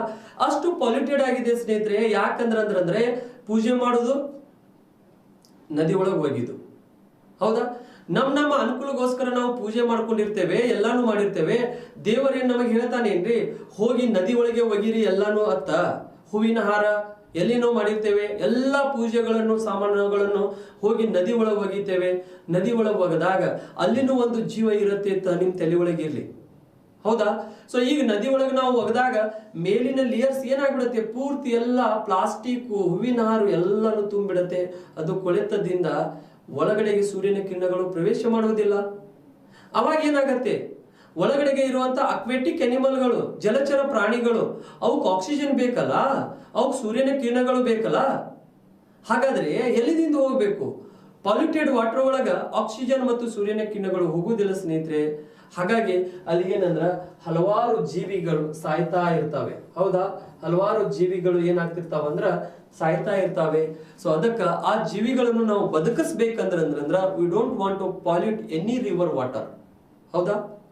ಸೊ ಯಾವುದೇ ನದಿಗಳ ಒಂದು ನೀರನ್ನು ನಾವು ಪೊಲ್ಯೂಟೆಡ್ ಮಾಡಬಾರದು. ಹೌದಾ? ಹಾಗಾದ್ರೆ ಈಗ ನಾವು ಈ ನದಿಯ ನೀರು ಏನಂದ್ರ ಬಹಳಷ್ಟು ಜಾಸ್ತಿ ಪೊಲ್ಯೂಟೆಡ್ ಆಗಿದೆ. ಅದಕ್ಕ ಆ ನದಿ ಒಳಗಿರುವಂತ ಈ ಹಡಗುಗಳು ಅಡ್ಡಾಡುವುದರಿಂದ ಆಗಿರ್ಬೋದು, ನಾವು ಇಂಡಸ್ಟ್ರಿಯಲ್ ವೇಸ್ಟೇಜ್ ಆಗಿರ್ಬೋದು. ಹೌದಾ? ಮತ್ತೆ ಆಮೇಲೆ ಹಲವಾರು ಘನ ತ್ಯಾಜ್ಯಗಳನ್ನು ನಾವು ಹೋಗಿ ಎದಕ್ ಬಿಟ್ಬಿಡ್ತೇವೆ ಅಂದ್ರ ನದಿಗೆ ಬಿಟ್ಬಿಡ್ತೇವೆ. ಅವಾಗ ಈ ನದಿ ಒಳಗೆ ಏನಾಗಿದೆ ಅಂದ್ರೆ ಸ್ನೇಹಿತರೆ, ಗಂಗಾ ನದಿಯ ಡಾಲ್ಫಿನ್ ಅನ್ನುವಂಥದ್ದು, ಯಾವುದು ಗಂಗಾ ಒಂದು ಗಂಗಾ ನದಿ ಇದೆ. ಯಾವುದು? ಈ ಗಂಗಾ ನದಿಯ ಡಾಲ್ಫಿನ್ ಅಂತ ಕರಿತೇವೆ ನಾವು. ಈ ಗಂಗಾ ನದಿಯ ಡಾಲ್ಫಿನ್. ಹೌದಾ? ಡಾಲ್ಫಿನ್, ಗಂಗಾ ನದಿಯ ಡಾಲ್ಫಿನ್ ಏನಾಗಿದೆ ಅಂದ್ರೆ ಸ್ನೇಹಿತರೆ, ಅದು ಅಳಿವಿನಂಚಿನಲ್ಲಿದೆ, ತೀವ್ರ ಅಳಿವಿನಂಚಿನಲ್ಲಿದೆ. ಯಾವುದು? ಗಂಗಾ ನದಿಯ ಡಾಲ್ಫಿನ್ ಇದು ತೀವ್ರ ಅಳಿವಿನಂಚಿನಲ್ಲಿದೆ. ಹಾಗಾಗಿ ಇದು ತೀವ್ರ ಅಳಿವಿನಂಚಿನಲ್ಲಿ ಇರುವುದರಿಂದ ಇದನ್ನ ರೆಡ್ ಡೇಟಾ ಕೆಂಪು ದತ್ತಾಂಶದ ಪುಸ್ತಕ ಒಳಗೆ ದಾಖಲೆ ಮಾಡಿದ್ದಾರೆ. ಹೌದಾ? ಇದರೊಳಗ ಕೆಂಪು ಬುಕ್ ಅಂತ ನಾವು ಕರಿತೇವೆ, ಕೆಂಪು ಬುಕ್ ಅಥವಾ ಕೆಂಪು ಪುಸ್ತಕ. ಅದರಲ್ಲಿ ಏನಂದ್ರೆ ದಾಖಲೆ ಮಾಡಿದ್ದಾರೆ, ರೆಡ್ ಡೇಟಾ ಬುಕ್. ಅದ್ರೊಳಗೆ ಯಾಕೆ ದಾಖಲೆ ಮಾಡ್ತಾರೆ ಅಂದ್ರೆ ಅವು ಈಗ ನೋಡಿ 100% ಆ ಜೀವಿಗಳು ಏನಂದ್ರ 90% ನಶಿಸಿ ಹೋಗಿರ್ತಾವೆ ಸ್ನೇಹಿತರೆ. ಎಷ್ಟು ಪರ್ಸೆಂಟೇಜ್ ಉಳಿದಿರ್ತೈತಿ? 10% ಮಾತ್ರ ಉಳಿದಿರ್ತೈತಿ. ಎಷ್ಟು? 10%. ಈಗ 10% ಉಳಿತಂದ್ರ ಆ 10% ಗಳನ್ನು ನಾವು ಉಳಿಸ್ಬೇಕಾಗತ್ತೆ. ಹೌದಾ? ಅವುಗಳನ್ನು ನಾವು ಉಳಿಸ್ಲಿಕ್ಕಂದ್ರ ನಮಗೂ ಕೂಡ ಒಂದು ದಿನ ಉಳಿಗಾಲ ಇಲ್ಲ. ಸೊ ಅದಕ್ಕೆ ಕೆಲವೊಬ್ರು ತಜ್ಞರು ಹೇಳ್ತಾರೆ, when there is no honey bees on the earth surface, there is no human beings on the earth surface. So this is the clear cut true statement. ಭೂಮಿಯ ಮೇಲೆ ಯಾವಾಗ ಈ ಜೇನಿನ ನೊಣಗಳು ಇರುವುದಿಲ್ಲವೋ ಆವಾಗ ಈ ಭೂಮಿನೂ ಕೂಡ ನಶಿಸಿ ಹೋಗ್ಬಿಡತ್ತೆ. ಇದರ ಮೇಲೇನೂ ಕೂಡ ಯಾವುದೇ ಜೀವಿಗಳು ಇರುವುದಿಲ್ಲ, ಮನುಷ್ಯರು ಕೂಡ ಇರುವುದಿಲ್ಲ. ಯಾಕಂದ್ರೆ ಒಂದು ಹನಿ ಬೀ ಸ್ನೇಹಿತರೆ, ಒಂದು ಜೇನಿನ ನೊಣ ಒಂದು ಹನಿ ಅಂದ್ರ ಒಂದು ಜೇನುತುಪ್ಪ ಒಂದು ಹನಿ ರೆಡಿ ಮಾಡ್ಬೇಕಂದ್ರ 108 ಹೂಗಳಿಂದ ಮಕರಂದನ್ನು ಹೀರ್ಕೊಂಡು ಬರುತ್ತೆ. ಹೌದಾ? ಆಮೇಲೆ ಒಂದು ಹನಿ ಜೇನುತುಪ್ಪವನ್ನು ರೆಡಿ ಮಾಡುತ್ತೆ. ಈಗ ಅವು ಇಲ್ಲ ಅಂದ್ರ ಅವು ಯಾಕೆ ಸತ್ತು? ಆ 108 ಸಸ್ಯವರ್ಗಗಳು ಇಲ್ಲ, ಅದಕ್ಕೆ ಅವು ಸತ್ತು, ಆಹಾರ ಸಿಗ್ಲಿಲ್ಲ. ಆ ಸಸ್ಯಗಳ ಮೇಲೇನೂ ಕೂಡ ನಾವು ಕೂಡ ಅವಲಂಬಿತವಾಗಿರ್ತೇವೆ. ಅದರೊಳಗ ನಾವು ತಿನ್ನುವಂತ, ಈಗ ನಾವು ಕೆಲವೊಬ್ಬರು ವೆಜಿಟೇರಿಯನ್ ಇರ್ತೇವೆ. ಹೌದಾ? ನಾವು ಕೂಡ ತಿಂತಿರ್ತೇವೆ. ಸೊ ಅಂತಾವ್ ಯಾವ ಸಿಗ್ಲಿಲ್ಲಕಂದ್ರ ನಾವು ಕೂಡ ಸಾಯ್ತೇವೆ ಸ್ನೇಹಿತರೆ. ಅದಕ್ಕೆ ಏನಂದ್ರ ಇವುಗಳನ್ನು ನಾವು ಪ್ರೊಟೆಕ್ಟ್ ಮಾಡಬೇಕಾಗಿದೆ. ಒಂದಕ್ಕೊಂದು ಬಹಳಷ್ಟು ಲಿಂಕ್ ಆಗತ್ತೆ ಇವೆಲ್ಲ. ಹೌದಾ? ಹಾಗಾಗಿ ಗಂಗಾ ನದಿಯಲ್ಲಿ ಇರುವಂತಹ ಡಾಲ್ಫಿನ್ ಅಲ್ಲಿ ಹಡಗುಗಳನ್ನು ಅಡ್ಡಾಡುವುದರಿಂದ ಅದರ ಸೌಂಡ್ ಅದಕ್ಕೆ ಕೇಳ್ತಂದ್ರ ಅದನ್ನು ಕೂಡ ಆತ್ಮಹತ್ಯೆ ಮಾಡ್ಕೊಳ್ಳುತ್ತೆ, ಸಾಯುತ್ತೆ. ನಿಮಗೆ ಗೊತ್ತಿಲ್ಲ, ಕೆಲವೊಂದ್ ಸರ್ತಿ ಮೀನುಗಳು ಆತ್ಮಹತ್ಯೆ ಮಾಡ್ಕೋತಾವೆ. ಹೌದಾ? ಆತ್ಮಹತ್ಯೆ ಮಾಡ್ಕೊಂಡು ಯಾವ ರೀತಿ ಹೊರ ಬರ್ತಾವೆ? ಸಾಗರ ಒಳಗೆ ನದಿಯ ತೀರದಲ್ಲಿ ಆತ್ಮಹತ್ಯೆ ಮಾಡ್ಕೊಳ್ಳಿಕ್ಕೆ ಅವಕ್ಕೆ ತಿಳುವಳಿಕೆ ಇರುತ್ತೆ, ಅವಕ್ಕೂ ಜೀವನ ಏನಾಗಿರ್ತೈತಿ. ಸೊ ಸಾಕೇನ ಆಗಿರಂಗಿಲ್ಲ. ಬಟ್ ಏನಂದ್ರ ತಿಮಿಂಗಲಗಳು ನೋಡ್ರಿ ನೀವು, ಸಮುದ್ರ ಮತ್ತು ಸಾಗರದ ಕಡೆಗೆ ಕೆಲವೊಂದು ಹೊರಗೆ ಬರ್ತಾವೆ, ಅಲೆಗಳ ಮುಖಾಂತರ ಹೊರಗೆ ಬಂದು ಒಳಗಡೆ ಹಾಕಿದ್ರು ಹೋಗಂಗಿಲ್ಲ. ಸೊ ಮೀನುಗಳಲ್ಲಿನೂ ಅದೇ ರೀತಿ ಇರುತ್ತೆ ಸ್ನೇಹಿತರೆ. ಸೊ ಅದಕ್ಕ ಈ ಪಾಲ್ಯೂಷನ್, ಹಾಗಾಗಿ ಇಲ್ಲಿ ನಮಗೆ ಇದು ಪ್ರಮುಖ ಒಂದು ಏನಂದ್ರ ಈ ಗಂಗಾ ನದಿದು ನ್ಯಾಷನಲ್ ವಾಟರ್ ವೇ ನಂಬರ್ 1 ಇದು. ಹೌದಾ? ನಿಮ್ ತಲೆ ಒಳಗ ಇಷ್ಟೇ ಇರ್ಬೇಕು ಸ್ನೇಹಿತರೆ, ನ್ಯಾಷನಲ್ ವಾಟರ್ ವೇ ನಂಬರ್ 1 ಯಾವುದು? ಗಂಗಾ ನದಿ, ಭಾಗೀರಥಿ ನದಿ ಮತ್ತು ಹುಬ್ಳಿ ನದಿ. ಇದು 1420 ಕಿಲೋಮೀಟರ್ ಇದೆ. ಸೊ ಇದು ಎಲ್ಲಿ ನಡೆಯುತ್ತದೆ ಇದು? ಸೊ ಈ ಗಂಗಾ ನದಿ ಎಲ್ಲಿಂದ ಹುಟ್ಟು ಬಂತು? ಗಂಗೋತ್ರಿ 2 ಮೂಲದಿಂದ, ಅಲ್ಕಾನಂದ ಮತ್ತು ಭಾಗೀರಥಿಯಿಂದ. 2 ಎಲ್ಲಿ ಕುಡಿದು? ದೇವಪ್ರಯಾಗ, ಉತ್ತರಾಖಂಡದ ಹತ್ತಿರ. ನಂತರ ಈ ನದಿ ಗಂಗಾ ನದಿ ಆಯ್ತು, ಯುಪಿ, ಬಿಹಾರ್, ಪಶ್ಚಿಮ ಬೆಂಗಾಳ ಮುಖಾಂತರ ಹರಿದು ಬಂತು. ನಂತರ ಅಲ್ಲಿದಿಂದ ಏನಂದ್ರ ಬಾಂಗ್ಲಾದೇಶಕ್ಕೆ ಹೋಗತ್ತೆ. ಬಾಂಗ್ಲಾದೇಶದಲ್ಲಿ ಇದಕ್ಕೆ ಪದ್ಮ ಅಂತ ಕರೀತಾರೆ. ನೆಕ್ಸ್ಟ್ ಇದು ಬಂಗಾಳ ಕೊಲ್ಲಿಯನ್ನು ಹೋಗಿ ಸೇರುತ್ತೆ ಸ್ನೇಹಿತರೆ. ನೆಕ್ಸ್ಟ್ ಈ ನದಿಗೆ ಹುಬ್ಳಿ ನದಿ ಅನ್ನುವಂಥದ್ದು ಬಂದು ಕೂಡುತ್ತೆ ಕೋಲ್ಕತ್ತಾದಲ್ಲಿ ಇದು. ಅತ್ಯಂತ ಸೊ ಬಹಳಷ್ಟು ಪ್ರಸಿದ್ಧ ನದಿ ಇದು. ಯಾವ್ದಂದ್ರ ಹುಗ್ಲಿ ನದಿ. ಯಾಕಂದ್ರೆ ಈ ನದಿಯ ದಡದಲ್ಲಿ ಹಾಲ್ದಿಯಾ ಬಂದರು ಇದೆ.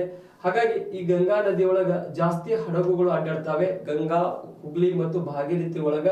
ಅದಕ್ಕ ಈ ನದಿ ಏನಂದ್ರ ಹಡಗುಗಳು ಅಡ್ಡಾಡಿರ್ಬಹುದಾಗಿರ್ಬೋದು, ಡ್ರೈನೇಜ್ ವೇಸ್ಟೇಜ್ ಆಗಿರ್ಬೋದು, ಕಾರ್ಖಾನೆಗಳದಾಗಿರ್ಬೋದು, ಅವೆಲ್ಲ ಈ ನದಿಯೊಳಗೆ ಬಿಡುವುದರಿಂದ ಇಲ್ಲಿರುವಂತ ಜೀವಿಗಳಿಗೆ ಏನಾಗ್ತಾ ಇದೆ ಅಂದ್ರೆ ತೊಂದರೆ ಆಗ್ತಾ ಇದೆ. ನಮಗ ನ್ಯಾಷನಲ್ ವಾಟರ್ ವೇ ನಂಬರ್ 1 ಒಳಗ ಪ್ರಥಮ ಸ್ಥಾನ ಯಾವ್ದಿದೆ ಅಂತ ನಮಗೆ ಗೊತ್ತಾಗ್ಬೇಕು. ಯಾವ್ದಿದೆ? UP ಇದೆ.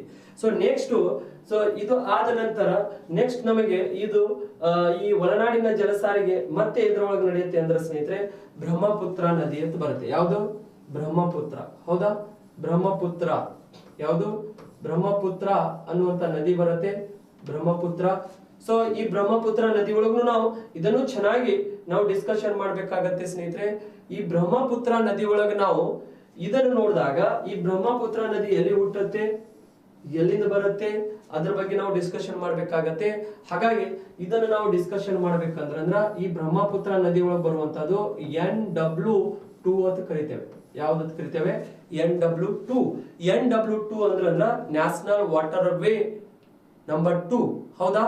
ಈ NW2 ಬ್ರಹ್ಮಪುತ್ರ ನದಿ ಒಳಗಿರುವಂತ NW2 ಬ್ರಹ್ಮಪುತ್ರ ನದಿ ಒಳಗಿರುವಂತ ಇದು ಎಷ್ಟು ಕಿಲೋಮೀಟರ್ ಆಗಿದೆ ಅಂದ್ರೆ ಸ್ನೇಹಿತರೆ ನಾವು ಹೇಳಬಹುದು ಇದು 820 ಕಿಲೋಮೀಟರ್ ವರೆಗೆ ನಮಗೆ ಕಂಡು ಬರುತ್ತೆ. ಹೌದಾ?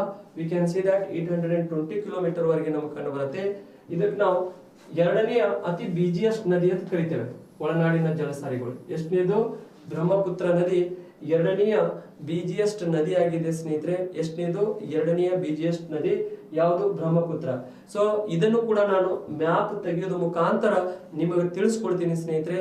ಎಲ್ಲಿದಿಂದ ಬ್ರಹ್ಮಪುತ್ರ ನದಿ ಬರುತ್ತೆ, ಎಲ್ಲಿಗೆ ಹೋಗುತ್ತೆ ಅದನ್ನ ನಾವು ನೋಡೋಣ. ನೆಕ್ಸ್ಟ್ NW3 ಅಂತ ಬರುತ್ತೆ, ಅದು ಎಲ್ಲಿ ಬರುತ್ತೆ ಅಂತ ನೋಡೋಣ. ನೆಕ್ಸ್ಟ್ ಇದು ಆದ ನಂತರ ಭಾರತ ದೇಶ ಆದ ನಂತರ ಜಗತ್ತಿನಲ್ಲಿ ಯಾವ್ಯಾವ ನದಿಗಳಲ್ಲಿ ಒಳನಾಡಿನ ಜಲಸಾರಿಗೆ ನಡೆಯುತ್ತೆ, ಯಾವ ನದಿಗಳು ಇಂಪಾರ್ಟೆಂಟ್ ಇದಾವೆ ಅಂತ ಅದನ್ನು ಕೂಡ ನಾವು ಮ್ಯಾಪ್ ತೆಗೆಯೋದು ಮುಖಾಂತರ ಜಗತ್ತಿನಲ್ಲಿನೂ ಕೂಡ ನಾವು ನೋಡೋಣ. ಸೊ ಯಾಕಂದ್ರೆ ನಾ ಯಾವ ರೀತಿ ಮ್ಯಾಪ್ ತೆಗಿತೀನಲ್ಲ ನೀವು ಕೂಡ ಅದೇ ರೀತಿ ವರ್ಕ್ ಮಾಡಿದ್ರಂದ್ರ ಬಹಳಷ್ಟು ಅನುಕೂಲ ಆಗತ್ತೆ ಸ್ನೇಹಿತರೆ. ಸೊ ಇಲ್ಲಿ ನಾನು ಧಾರವಾಡದಲ್ಲಿ ಹೋಗುವಾಗ ಗಾಡಿ ಮ್ಯಾಗ ಕೆಲವೊಂದು ಸ್ಟೂಡೆಂಟ್ಗಳು ಇಲ್ಲಿನೂ ಕೇಳ್ತಿರ್ತಾರೆ ಕ್ಲಾಸ್, ಅವ್ರು ಕೈ ಮಾಡ್ತಿರ್ತಾರೆ, ಸರ್ ನಿಂದರಿ ಬಂದೇವತ್ ಬರ್ತಾರೆಪ್ಪ ಸರ್, ನಿಮ್ ನೋಟ್ಸ್ ನಾವು ಚೆನ್ನಾಗಿ ಮಾಡ್ಕೊಳ್ತಾ ಇದ್ದೇವೆ ಸರ್, ಕ್ಲಾಸ್ ಚೆನ್ನಾಗಿ ನಡೀತಾ ಇದೆ, ಸೊ ಇನ್ನೂ ನಮಗೆ ಚೆನ್ನಾಗಿ ಹೇಳಿಕೆ ಪ್ರಯತ್ನ ಮಾಡ್ರಿ ಅಂತ ಹೇಳ್ತಿರ್ತಾರೆ. ಅವ್ರ ಸಲಹೆಗಳನ್ನು ನಾವು ತಗೋತಿರ್ತೇವೆ. ಅದರ ಮುಖಾಂತರ ನಾವು ನಿಮಗೂ ಕೂಡ ಏನಂದ್ರೆ ಬೆಸ್ಟ್ ಕೊಡ್ಲಿಕ್ಕೆ ನಾವು ಪ್ರಯತ್ನ ಮಾಡ್ತಾ ಇದ್ದೇವೆ ಸ್ನೇಹಿತರೆ. ಸೊ ಯಾಕಂದ್ರೆ ನೀವು ನೋಡಿ ಕ್ವಶನ್ಸ್ ಬಂದೇ ಬರುತ್ತೆ, ಮುಂದೇನು ಬರುತ್ತೆ, ಹಿಂದೇನು ಬಂದಿರ್ತಾವೆ, ಸೊ ನಾಳೆನು ಬರ್ತಾ ಇರ್ತಾವೆ. ಅದಕ್ಕ ಅವುಗಳನ್ನು ನೀವು ಏನಂದ್ರೆ ನಾವು ಏನ್ ಹೇಳ್ತೇವಲ್ಲ ಅದನ್ನ ಚೆನ್ನಾಗಿ ನೋಟ್ ಮಾಡ್ಕೊಳ್ಳೋದ್ ಮುಖಾಂತರ ಇವುಗಳನ್ನು ನೀವು ನೆನಪಿಟ್ಕೊಂಡ್ರೆ ನಿಮಗೆ ಬಹಳಷ್ಟು ಅನುಕೂಲ ಆಗುತ್ತೆ ಸ್ನೇಹಿತರೆ. ಹಾಗಾಗಿ so today we want to stop here. In next class again we want to discuss NW number 2. ಹೌದಾ? Okay then have a nice day. Bye.